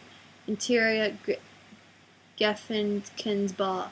The place is closed, but inside we see Paul Warrior in the kitchen, cooking peppers and eggs in a frying pan with olive oil. We see several hoods surrounding him at a distance. Various supplicants at a local butcher, an old lady, etc. wait for an audience. Warrior looking down. I warned you 1,000,000 times. Henry, I've been all fucked up since I got out. Warrior, you think I didn't know what you were doing? Henry, it was easy money. I did it in the can. Shit, I learned the junk business in the can, Paulie. Warrior, right in my face. You looked in my face and you lied. Henry, but Paulie, I'm sorry. Believe me, I was fucking crazy, but I'm okay now and I can be trusted.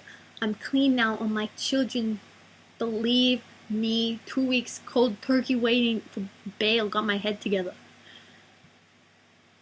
Varya, you thought I was some fucking jerk.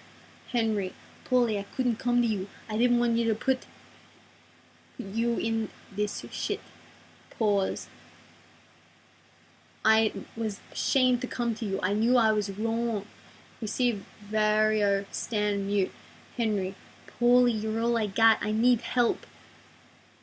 Varya, you treated me like shit. We see Varya reach into his pocket and take out a thick wad of bills. Without counting the money, he put the cash in Henry's hands. Varya claps Henry's hands in his own. Varya, looking down while handing Henry the cash. Here, take it. Looking up with tears in his eyes. Now I gotta turn my back on you. Close up Henry voiceover. $3,200. That's what he gave me. $3,200 for a lifetime. It wouldn't have paid for the coffin. Cut to interior Henry and Karen's bedroom night. Karen, it's not going to run. Live the rest of our lives like rats. Is that what you want? Leave my mother, leave my family, never see anybody again. Hood pleading. We're gonna leave then anyway, because if we stay around here, we're gonna be dead. Karen angrily pulling away. They're right, you are paranoid. You're right, you are paranoid. Exterior jukebox storefront day. Angle on Jimmy, nervously pacing near the doorway. There are jukeboxes and pinball machines.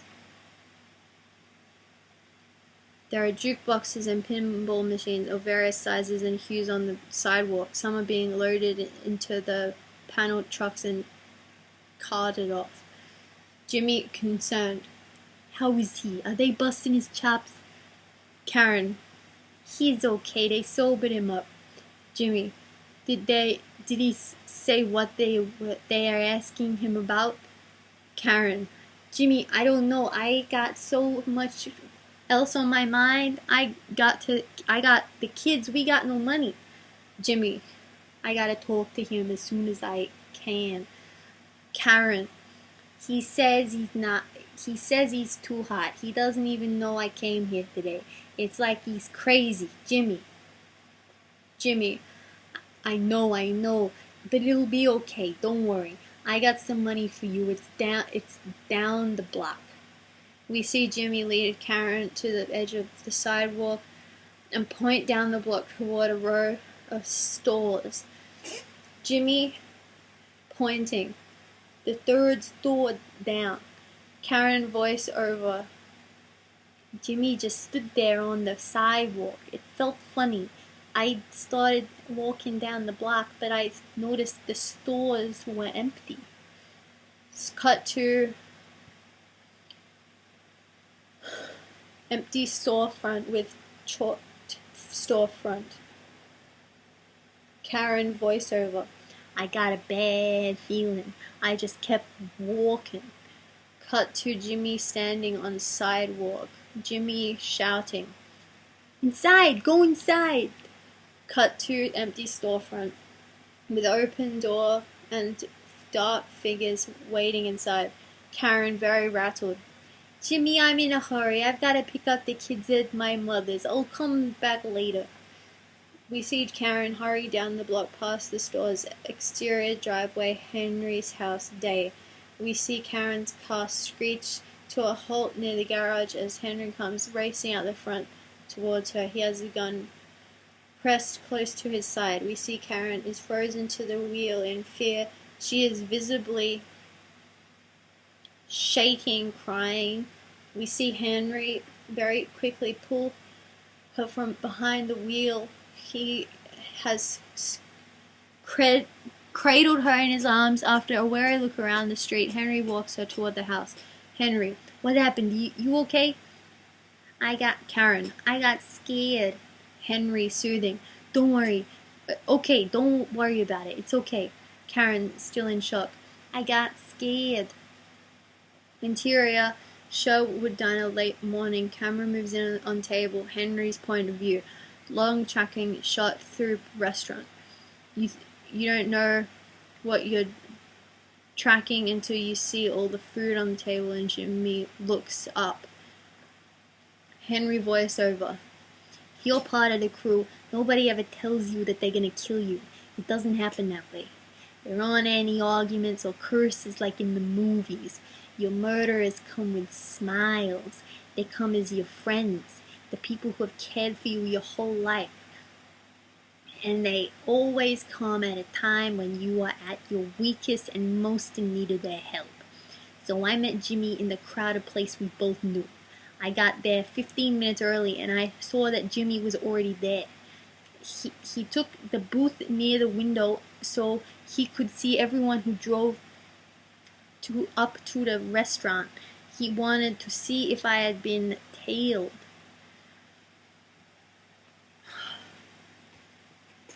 Jimmy stands to embrace Henry. We see a table with melon, egg, sausage, toasted English muffins, etc. Henry notices that Jimmy has not touched any of the food.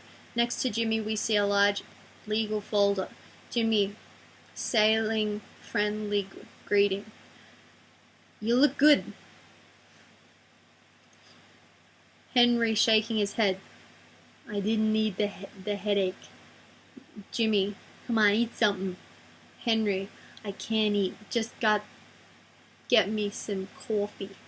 Henry voiceover. He was jumpy. He hadn't touched a thing.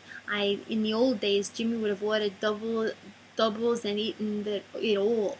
On the surface, of course, everything was supposed to be fine. We were supposed to be discussing my case, just like we always would. But I had a feeling Jimmy was trying to sense whether I was going to rat him out to save my neck. Jimmy patting the legal folder. I think you got a good shot at beating this case. Henry, how? Jimmy, it's the rat bastard from Pittsburgh. He ratted you all out. He's been a rat since he got busted in Pittsburgh. Henry, yeah.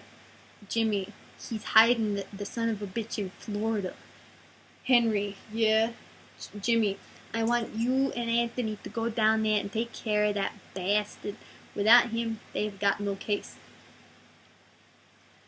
Close up Jimmy's hand, giving a piece of paper to Henry. Tilt up on Jimmy and freeze. Henry voiceover. Jimmy had never asked me to whack somebody before, but now he's asking me to go down to Florida and do a hit with Anthony. Cut to freeze of Henry's head on, looking at Jimmy. Henry voiceover. That's when I knew I would never have come back from Florida alive. That's unfreeze on Henry and back to action like nothing is wrong. Camera dollies out and we see Jimmy and Henry sipping their coffee. We see Jimmy reach for some food. Henry passes Jimmy the salt. They are two guys finishing breakfast in the diner. Interior FBI office day. Angle on Henry and McDonald arguing. Karen and some FBI agents are standing nearby. McDonald, we'll pack you up everything and send it to you. Karen, I got dry cleaning.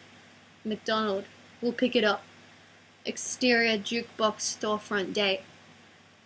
We see grim Jimmy getting into the rear seat of an unmarked FBI car while hoods watch silently. Cut to interior FBI office day. Karen is now seated next to Henry on the sofa. McDonald is leaning against the desk. In background, we see FBI men playing with the children. We see Henry and Karen's suitcases stacked near the sofa.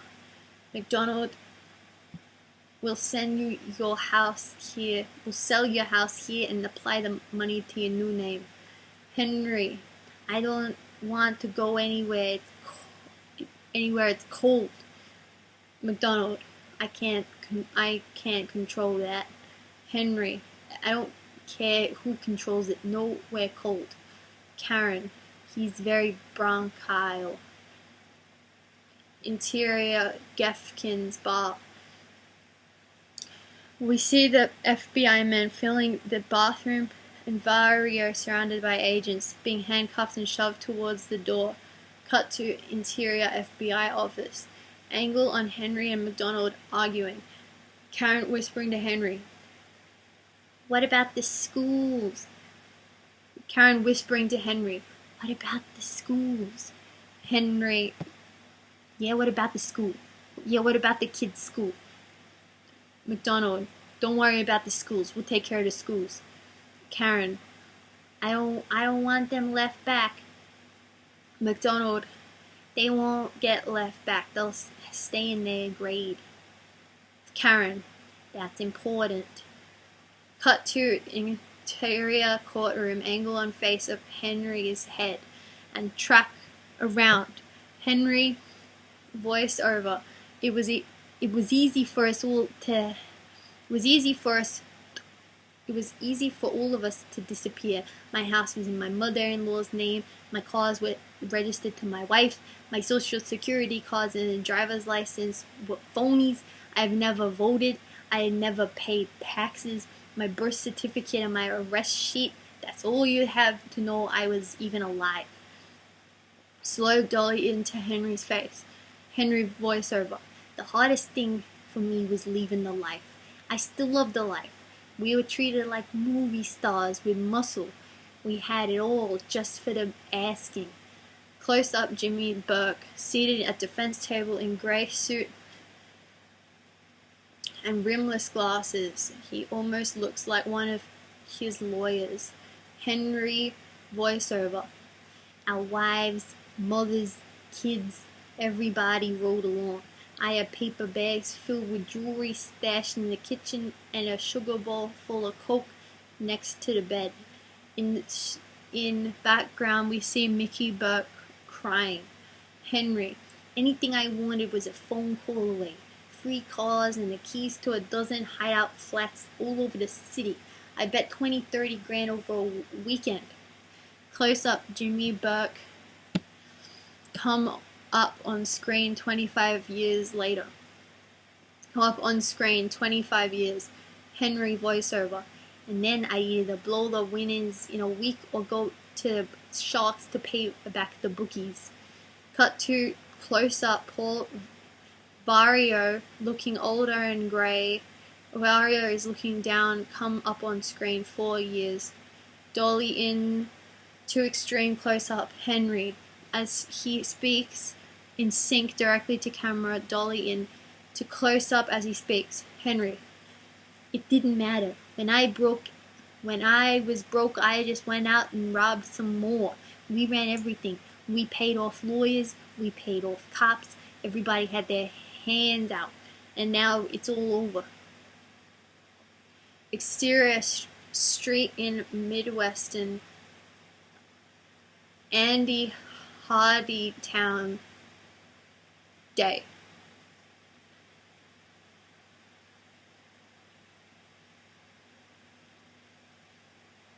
Track down the street. Henry voiceover. And that's the hardest part. Today everything is different. There's no action. Camera tracks past white picket fences. Henry voiceover. I have to wait around like everybody else. You can't even get decent food. Right after I got here, I ordered some spaghetti with marinara sauce, and I got egg noodles and ketchup. Camera approaches house and tracks into door of house. It opens. A man still in his pajamas leans out to get the milk and newspaper. He looks up. It's Henry. Henry talking to camera. I'm an average nobody. I get to live the rest of my life like a schnook. Fade out. The end. That was Goodfellas movie starring Robert De Niro.